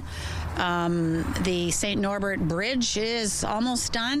As of October 3rd, about 35% of projects are complete. Another 7% are in the post-construction phase. 49% remain under construction. Just under 6% are in design or have contracts awarded. And 2% will be deferred until next year. The projects cover nearly 164 lane kilometers across Winnipeg. Police in Thunder Bay, Ontario have charged a 13-year-old suspected of planning a violent school attack after a tip from international law enforcement. Bay Police was assisted by the FBI, Interpol, and the RCMP. The investigation determined that a youth in Thunder Bay was communicating online with another person believed to be in another country to conspire to counsel each other regarding a potential attack. The 13-year-old was charged with conspiracy to commit murder after police executed search warrants at 2 addresses. Talks for a Canada-U.S. trade deal are back on this week in Washington. The pressure is really growing now for Canada and the U.S. to reach a deal. CTV News has confirmed Canada-U.S. Trade Minister Dominic LeBlanc is back in Washington for negotiations. Minister LeBlanc called talks last week successful and positive, but left Washington without a deal. Ottawa is said to be looking for short-term deals to find relief for specific industries like steel, aluminum, and energy. Expect to see some people decked out in green around town this week. Our biggest CFL rival, the Saskatchewan Roughriders, are coming back to town, and they often bring a few fans with them. Pressure coming at Collaros. They got him. Ball's out. Riders have it, and Collaros is down. Remember this hit that knocked out Zach Collaros? Well, Winnipeg hasn't had much luck against the Riders this season, losing both the Labor Day Classic and the Banjo Bowl. Saskatchewan sits in first place in the West Division. Winnipeg is in 4th.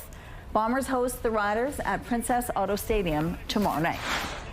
Here's a look at what's going on now on Notre Dame Avenue. Things have picked up over here, as you can see, but overall moving well. No issues to tell you about in this part of the city. If you see any issues out there, please let us know. Traffic is brought to you by Mr. Lube Plus Tires. Open late, ready when you are. It's been a pretty creepy morning with our Ainsley McPhail this morning, who is live at Six Pines Haunted Attraction this morning. We've seen a few really cool things, some spooky things. How are you doing now? I hate it here. No, I'm just kidding. I love it here. I'm going to tell you guys something, a little secret about my personal life.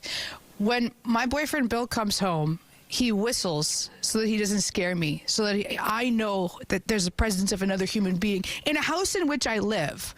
So when cameraman Kenny, and I explicitly say, do not scare me today, does not tell me that something in a sheet and a candle is going to be coming after me or walking slowly, that was real panic and real fear. I'm still recovering. James, how do the people around do it? I don't know. But you know what? It's a lot of fun to get the endorphins going and get yourself going. It's a lot of fun. With this being a family business and with the kids always being around it, how do you reckon it would be growing in an environment like this? Well, kids, they love it. They get to be able to speak in front of a crowd. They do all the acting and stuff like that. My daughter does the makeup. They just love this kind of thing. It seems to make them actually a different type of person, much like my wife and myself.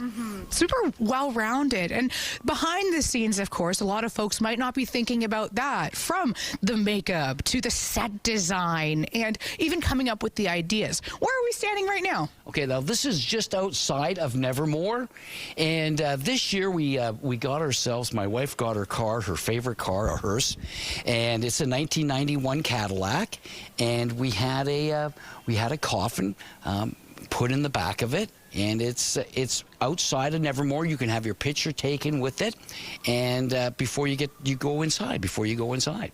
Lots of logistical stuff. What time should people come? When can they do it?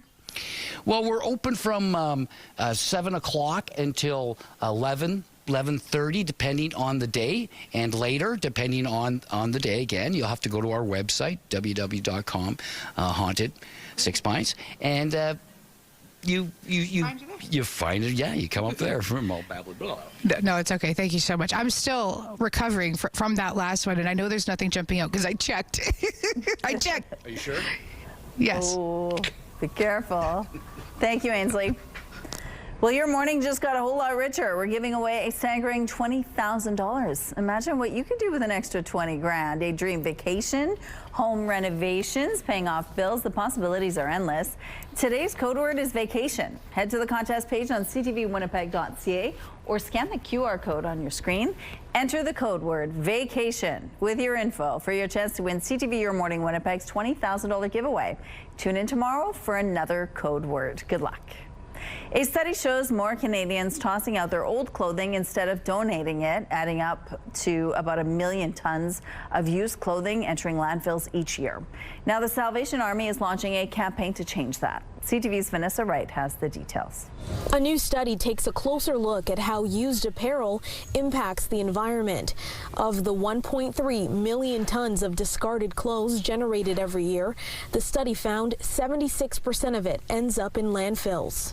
And why that is because it can be convenient just to toss items in the trash, or people don't want to go and find a location to donate them. But we desperately need those products.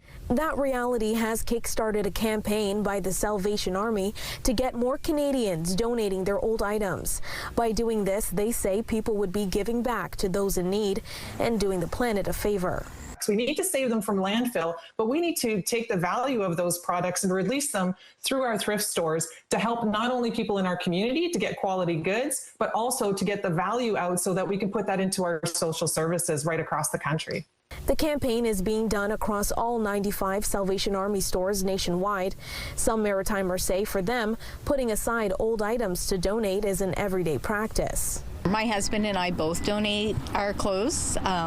If we can't use them, there's always somebody else that can use them. A lot of thrift stores will give you a discount coupon when you donate, which saves you even more money in the long run. So it's a win-win. The environment's a big issue these days, and not only that, you're donating and supporting. And it's not just old clothes that people can donate. We're particularly doing a call out for small housewares, kitchen appliances, everyday items. Decor is really popular in our stores and so much needed for people who can't afford to buy those things necessarily new. This way that they can also enhance their lives and their homes with the items at a reduced cost. And then, of course, helping the greater good of the Salvation Army. Vanessa Wright, CTV News. The Bathfitter Live Eye is brought to you by Bathfitter, your bath and shower experts for more than 40 years. An overcast start to the day, and if you can believe it, it's going to just get a little bit cloudier and soggier. 10 degrees currently, winds are out of the southeast. Barometric pressure is falling, humidity there at 81%. Yes, we have a system on our doorstep that will be bringing rain, although it's not going to be cooling temperatures much, if at all. Currently, we are in the double digits here in Winnipeg and Pinawa, a little bit cooler to the east of us, Sprague at 9. Same goes for you folks in Kenora. Meanwhile, where it's already raining in areas like Melita and Brandon, 8 and 7 degrees respectively. To the north, temperatures a few degrees cooler. However, you will see highs on par with what we're seeing here in the maybe upper single digits to low teens. Meanwhile, this system, hard to ignore here, that's coming in ahead of a Colorado low, bringing scattered rainfall through southern Manitoba today. It's already arrived in Brandon, and then it'll start to pick up in intensity overnight, bringing with it the likelihood of some thunderstorm activity. You don't need to worry about the thunderstorms today, but you do need to worry about the rain gear for the kids when they head on the bus. 10 degrees, still cloudy, not wet just yet, but then by lunchtime it's likely to have started, so make sure you've got the appropriate gear. And on the way home it continues with 11 degrees, which is also our high. And that rainfall, as mentioned, continues and likely intensifies overnight. About 10 to 25 millimeters could be falling off and on in the next 48 hours. Continuing tomorrow, certainly 11 degrees, but it'll start to taper off into the late afternoon. And then we have just a very sunny, lovely weekend ahead, though not terribly warm, highs of 10 and 12 degrees respectively. We're going into a break, but hold up. We're going to be learning more about a square dance group.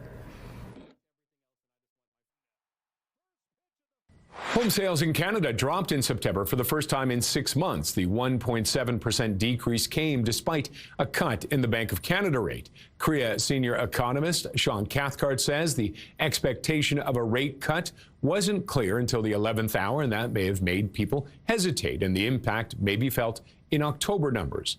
Toronto and Winnipeg saw increases, but there were dips in Calgary, Edmonton, Vancouver, Montreal, and Ottawa. Well, Canada is threatening to sue Stellantis over its plans to move Jeep Compass production from a Toronto area plant to one in Illinois. Industry Minister Melanie Joly calls the plan unacceptable and is demanding that Stellantis come up with new mandates for the facility in Brampton.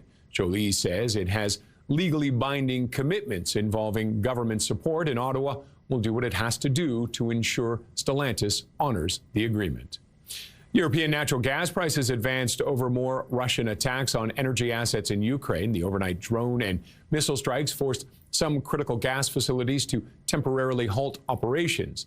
The news comes as pipeline flows from Europe's top gas provider fell due to seasonal work, and wind generation dropped in parts of the region in Norway. Those are your morning business headlines. For BNN Bloomberg, I'm Roger Peterson. A group that started 70 years ago in the basement of the old Woodhaven School has do-si-doed on through the decades and is still thriving today. I'm talking about the Whirlaway Westerners, the local square dance group that is getting ready to mark a big anniversary.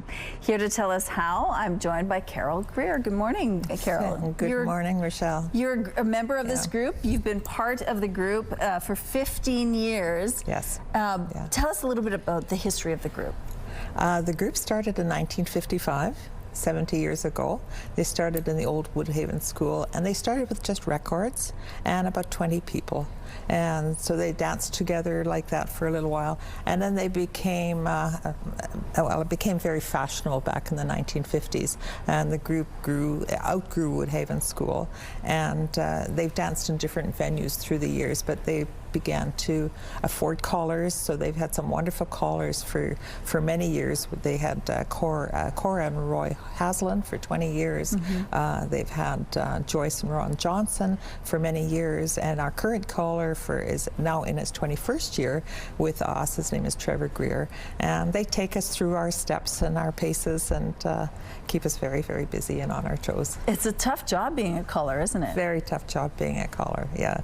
Our dances are divided into two. We have a singing call, which is a little bit easier because they have a script, but we also have a patter call, and in that case the caller must get us all mixed up and then back into our positions again. And yeah, it takes a lot of study and a lot of talent. And the callers go to school so they learn how to do that and to keep it interesting for the rest of us as well. And your outfit, I mean, that is thank you. So beautiful. Tell us a little bit about the history of the outfit itself and what it symbolizes. This is sort of a traditional square dance outfit. Okay. The color is blue this is our club color. Okay. So our badges and our clothing match. We have once a year we have a Whirlaway's night where we all wear blue just for the fun of it, and so that's why I wore the blue today. But we always wear crinoline. Okay. We wear petty pants. Sometimes we embellish it with garters and all the rest of it.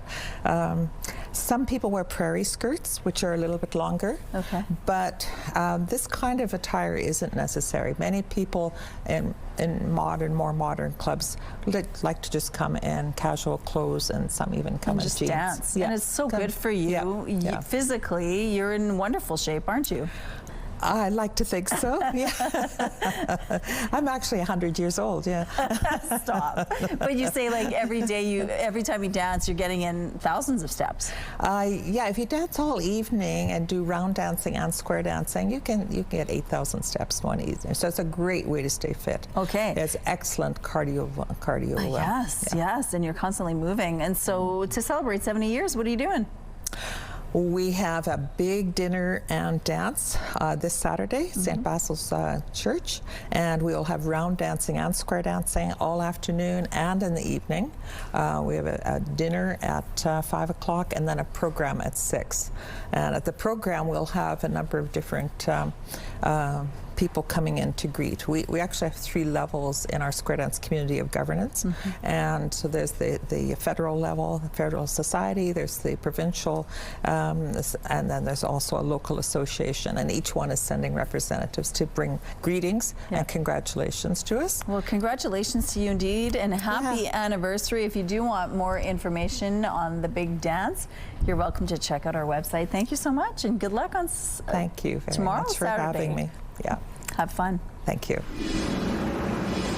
If I knew any square dancing, I'd be doing it right now, but nope, I do not. All right, but I do know what the day has in store for us. We're starting off on a cloudy note. It's 10 degrees. Winds are out of the southeast at 15 kilometers per hour. Excuse me. The barometric pressure is falling, humidity at 81%. So this approaching Colorado low is bringing with it likely some rainfall. Brandon's already been getting a taste of this system. It'll fan out and encompass much of the south throughout the day today. Winnipeg included. So look for some scattered rainfall off and on throughout the day, about 5 to 10 millimeters worth, and it'll intensify overnight, wrapping into it some stability, so a good chance of some thunderstorm activity. All in, Environment and Climate Change Canada predicts about 10 to 25 millimeters worth could be falling in southern Manitoba. Temperatures very steady, 11 degrees here in Winnipeg. That's very similar throughout the south, barely budging overnight, and we're back to 11 tomorrow. To the north, a mix of sun and cloud for you, similar values to what we're seeing here, and you too are likely to get some rainfall in the weekend while we deal with the sunshine. Your Skywatch picture of the day, Jeff snapped this lovely one at Hillside Beach. Thanks to Jeff, and if you have any weather pictures you'd like to send, you can email them to winnipegweather@ctv.ca. Weather is brought to you by Canadian Footwear, helping you find the perfect fit.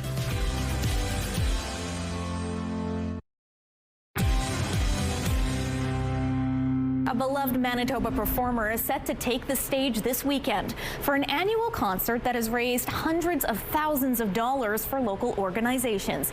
And this year's event, which is already sold out, hopes to top an ambitious fundraising goal. Joining me now to share more is Paul Ong, the producer and main performer with the Concert for a Cause series. Paul, hello. Thanks so much for being with us. Good morning, Catherine. Thank you so much for having me here. This is a wonderful event. It's the 11th annual. I'm just wondering, all those years ago, what inspired you to start it? Well, see, what's very interesting that people might not know about is that this Concert for a Cause series actually started when I was scouted to join the World Championships of Performing Arts. And part of that was we needed to gain community support. So the first Concert for a Cause was, in fact, to raise funds for the delegates and for myself. You were the cause. I was the cause, and from there on, it just felt right to pay it forward. So the first one was in 2015, and then 2016 there was more community demand and this Concert for a Cause series. So we did it not knowing it was going to be an annual event, but now we're in our 11th year, and it's been a privilege to have been able to use music as a platform to really gather community and visibly see what we could do collectively together towards a shared purpose. Well, let's talk about that. Who do you have this year on the roster, and where are proceeds going? So this year we are so honored to have 70% of our proceeds go to Ronald McDonald House Charities Manitoba. 15% is going to Home for Heroes Foundation, and the other 15% will be going to our endowment fund through the Winnipeg Foundation to support Sistema Winnipeg. Wonderful. And who will be sharing the stage with you, Paul? This year I am very exciting this year because we've changed it up a bit, we've spiced it up a bit. The Royal Canadian Navy Band of HMCS Chippewa is joining me this year for an evening of jazz, standards, some grooving, which is something different from my usual Winnipeg Symphony Orchestra where I'm singing opera. So I've had to do some choreography classes this year. I look forward to that, Paul, seeing the moves. And as mentioned, the event is already sold out, and you're on track to break your fundraising goal. Yes, we have sold out since around mid-September, and we are deeply thankful for the community support, because concerts and fundraisers like this happen because the community allows us to do it and is willing to do it with us. And we are excited that we are going to be exceeding our initial fundraising goal for this year, and that is all credit to the community who has been very supportive.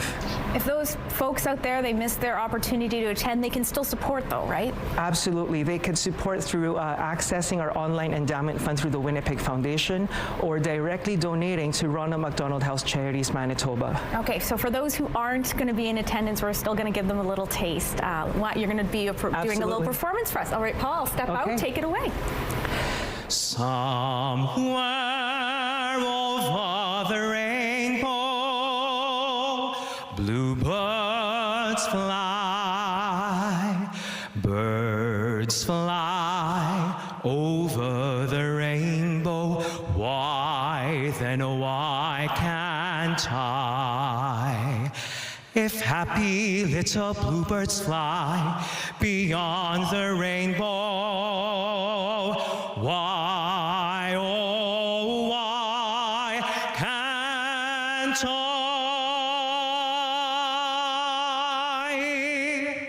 Amazing. Your Morning Winnipeg. Coffee is brought to you by Robin's Donuts, your favorite stop.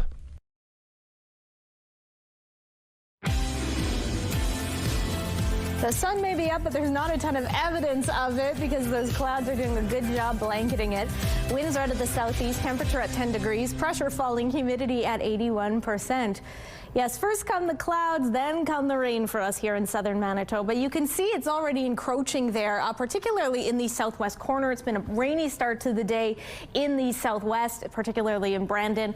We'll start to see that rain join us here in Winnipeg likely later on this morning. Quite scattered, more periods of rainfall for us. Temperatures getting up to 11 degrees today. And what's really interesting is we're likely not going to be dealing with a ton of change with our temperatures for the next couple of days. Overnight, we lose a degree, 10 degrees overnight, but that is when the rainfall really picks up, and coming along with it, risk of thunderstorms. So Environment and Climate Change Canada predicts about 10 to 25 millimeters could fall over the next 48 hours, particularly in southern Manitoba. So it'll continue into tomorrow, once again under a high of 11 degrees. Winds getting stronger out of the south at 20, gusting at times to 30 kilometers per hour. The good news is we have lots of sunshine on the way for the weekend. Not terribly warm. 10 degrees is the high on Saturday. We lose a lot of heat overnight at 1, and then Sunday a little bit warmer. 12 is our high, but then the rainfall returns overnight Sunday, setting the stage for a soggy start to the next work week with a high of 7 degrees. The Manitoba Advocate for Children and Youth says the province must do more to reduce the harm caused to young people from wildfires. Sherry God says children's health and education are hurt by fires, particularly in remote and Indigenous communities, which are more likely to be evacuated. In addition to breathing in smoke and missing school, God says studies show children exposed to wildfires are more likely to experience adverse mental health effects than adults. God's office is calling on the province to assess the full impact of fires on young people and to ensure mental health, education, and child protection supports are part of emergency planning. We're concerned at the fact that the children didn't have a right to didn't have access to an education. They also were exposed to many other issues in congregate settings. One of them being safety. People were crowded in those settings, and they were exposed to ongoing issues of substance use. This year's wildfire season in Manitoba was the worst in decades, with 32,000 people forced out of their communities. Beware if you plan on driving the East Perimeter Highway over the next few days. Barricades are going up on a section of the perimeter near Dugald Road. The province says construction crews are doing repair work at the rail crossing north of the Dugald intersection. A detour will involve crossovers between north and southbound lanes. This means just one lane of traffic in each direction will be open. You can expect delays and are asked to slow down when you see construction signs and flaggers on the road. Work is expected to wrap up Sunday evening. Halloween is just around the corner, and this year's top costumes have been revealed. Number one this year for kids' costumes is Spider-Man. This is according to an annual consumer survey. In the U.S. alone, more than 2 million kids plan to dress up as Spider-Man in 2025. Second on the list this year is Princess. Number 3 is another old standard, a witch. Then Ghost comes in at number 4. By the way, the most popular dog Halloween costume this year is a pumpkin. Time may be running out for an historic piece of Winnipeg's past. The 122-year-old clock inside Portage Place Mall is caught in the middle of True North's multi-million-dollar redevelopment project. But as CTV's Danton Unger reports, heritage advocates are hopeful it will keep on ticking. As the walls of Portage Place come down, the future of the iconic clock tower inside is up in the air. It really is an important part of our history. Heritage Winnipeg Executive Director Cindy Tugwell says to get the full story of this clock, you've got to go back in time more than 120 years ago to Winnipeg's old gingerbread City Hall. One of the most iconic and photographed buildings in the history of Winnipeg's heritage buildings. Installed in 1903, towering 105 feet high, this was the city's first public clock, guaranteed by its makers not to vary by more than 10 seconds a month. It signifies a moment in time when Winnipeg felt it was really on the map. Though the old City Hall was razed in 1962, the clock survived, eventually emerging nearly 2.5 decades later. Portage Place is now open. It stood in Portage Place Mall ever since, but now its time here may be running out.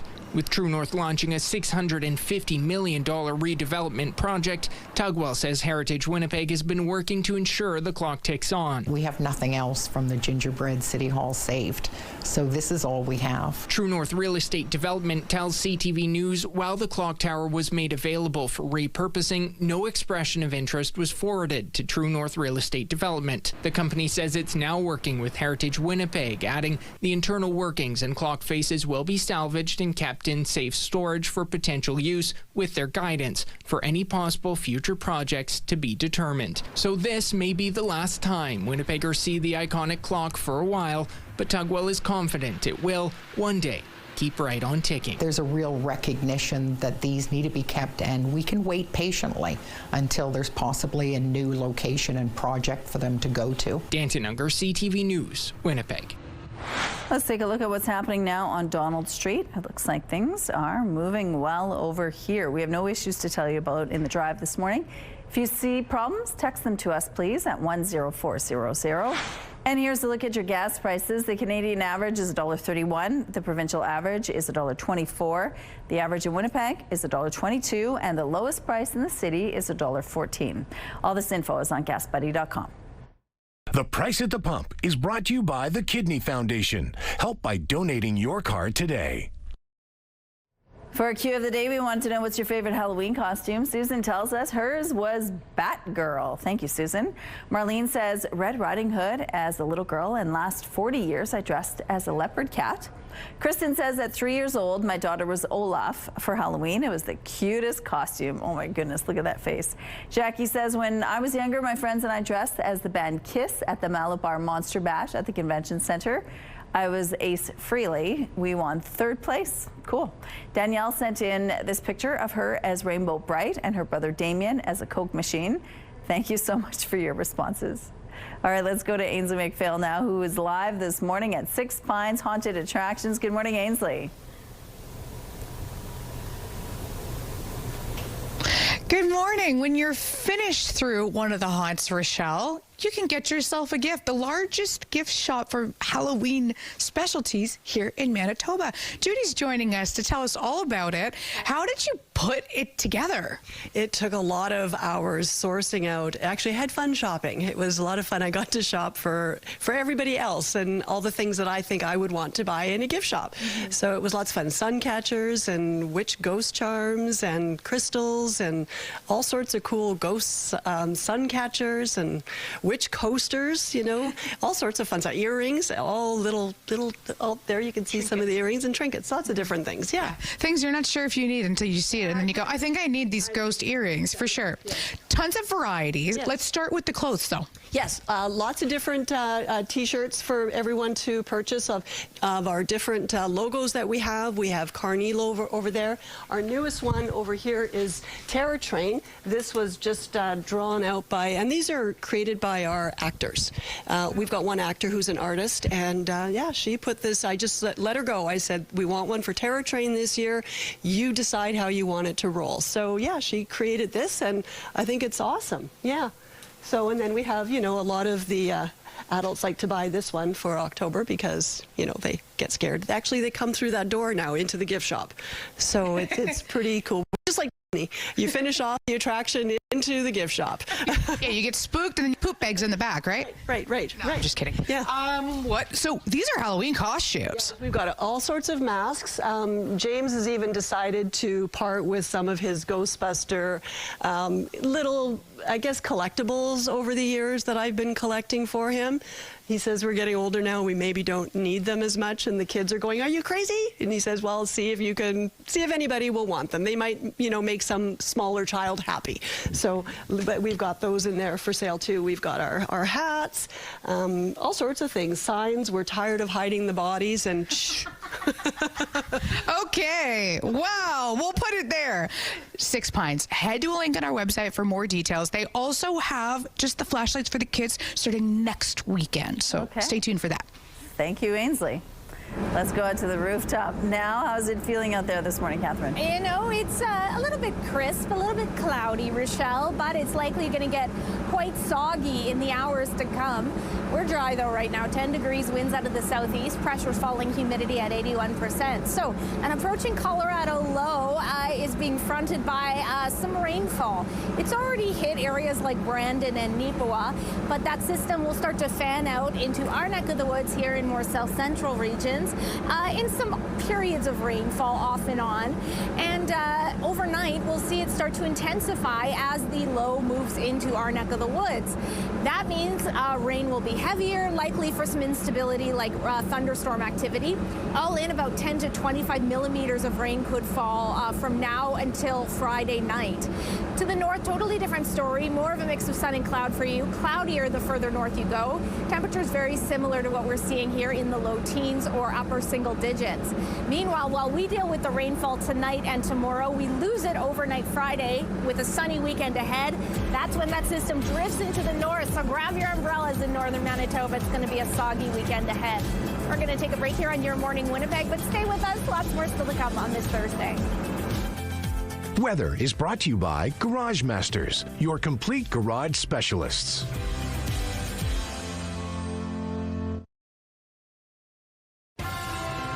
Have a news tip? When you see news happening, let CTV News Winnipeg know. Text your tips, pictures, and videos to 10400. That's 10400. Message and data rates may apply. Many provinces still won't allow American alcohol on their shelves. One Saskatchewan distillery hoped to fill the void for U.S. products, but got a surprising twist instead. CTV's Alison Bamford explains. On liquor store shelves, a colorful Saskatchewan product meant to replace the American liqueur Sourpuss. It was probably a good 3 months of development to get them right.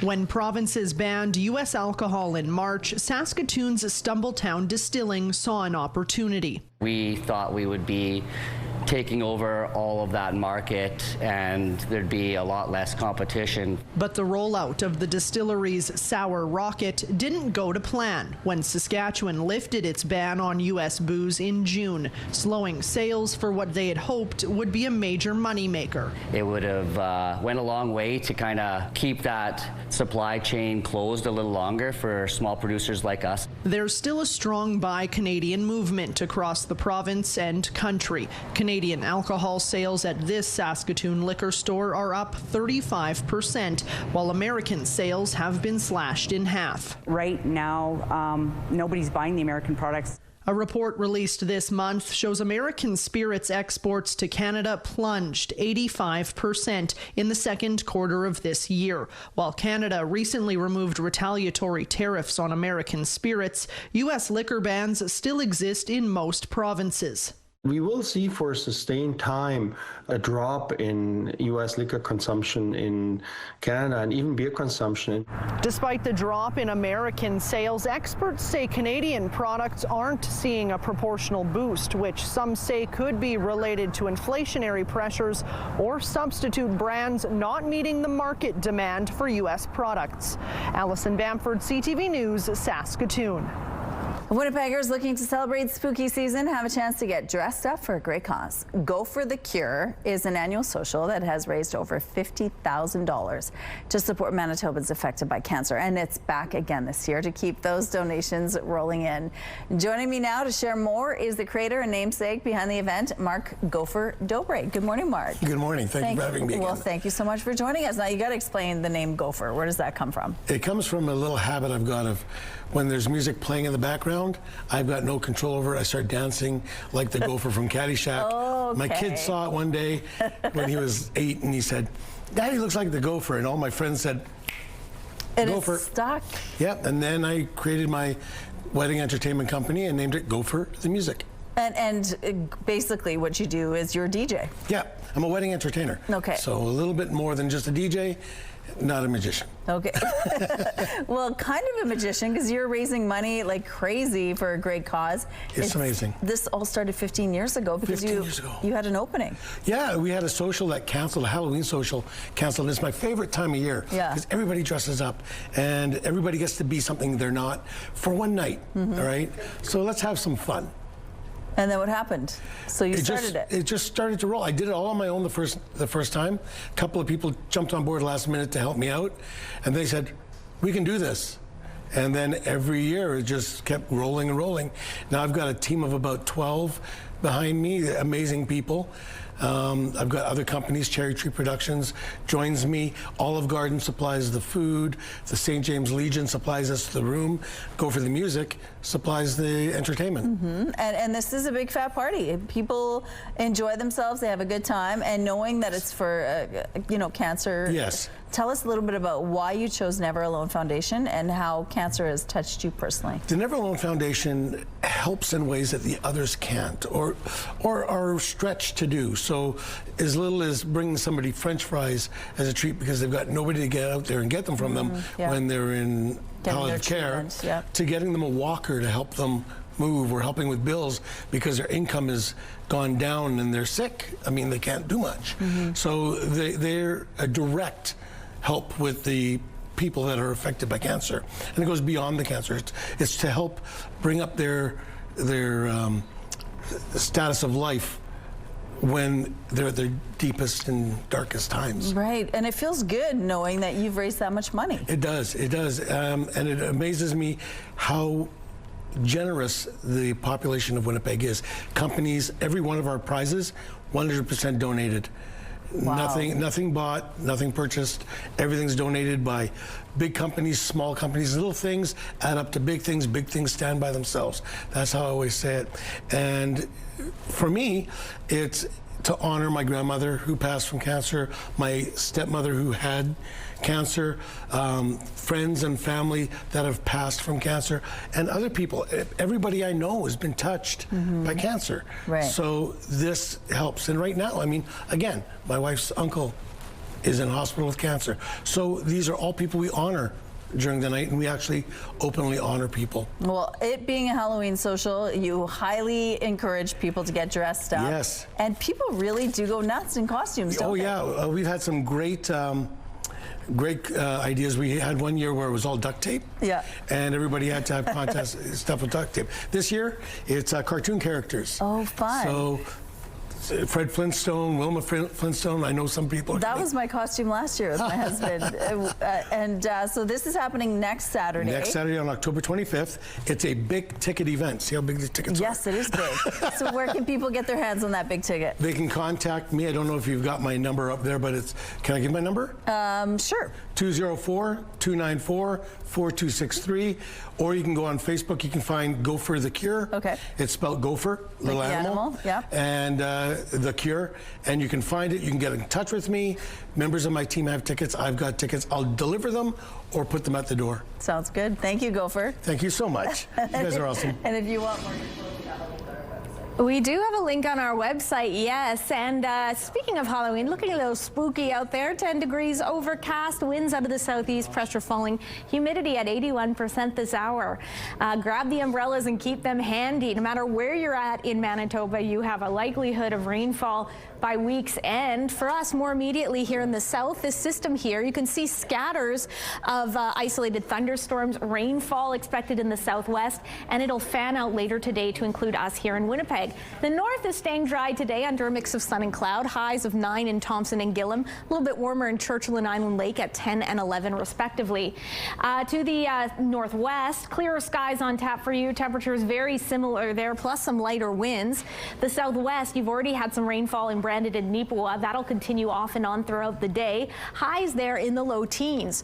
We'll start to see the rainfall pick up closer to the noon hour and persist. It'll be quite scattered to begin, but it'll likely continue overnight. Temperatures there all across the board at 11, Sprague the outlier at 12. Northwestern Ontario likely to have a rainy day ahead. Temperatures there very similar in the low teens to upper single digits. Overnight, our mercury not budging a lot, 10 degrees as that rainfall continues. Friday looks to be a rainy one ahead, 11 degrees before a good amount of sunshine over the weekend. Alrighty, we're going to take a break here on Your Morning Winnipeg, but stay with us.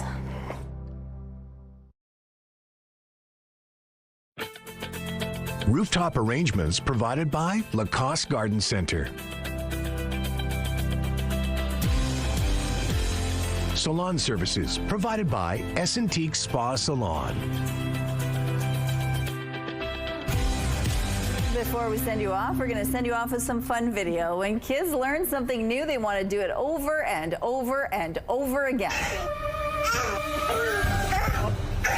This tot just learned how to fall safely. Preston just realized that falling on the couch doesn't hurt. Now he won't stop. He's a little stuntman. He's getting a little close to that coffee table for my liking, but. Well, school has been in full swing for over a month now, and this teacher has been keeping track of what kids are saying these days. And at number 1, still, it's no surprise, is 6-7. But here's the thing, 41 is starting to get to the point. They're having debates over which one's better, 6-7 or 41. So those two numbers are top of the list this week. Coming in at my kids say this. Topping the list are two numbers, 6-7 or 41, and Fa and Ball Right round up the top 3.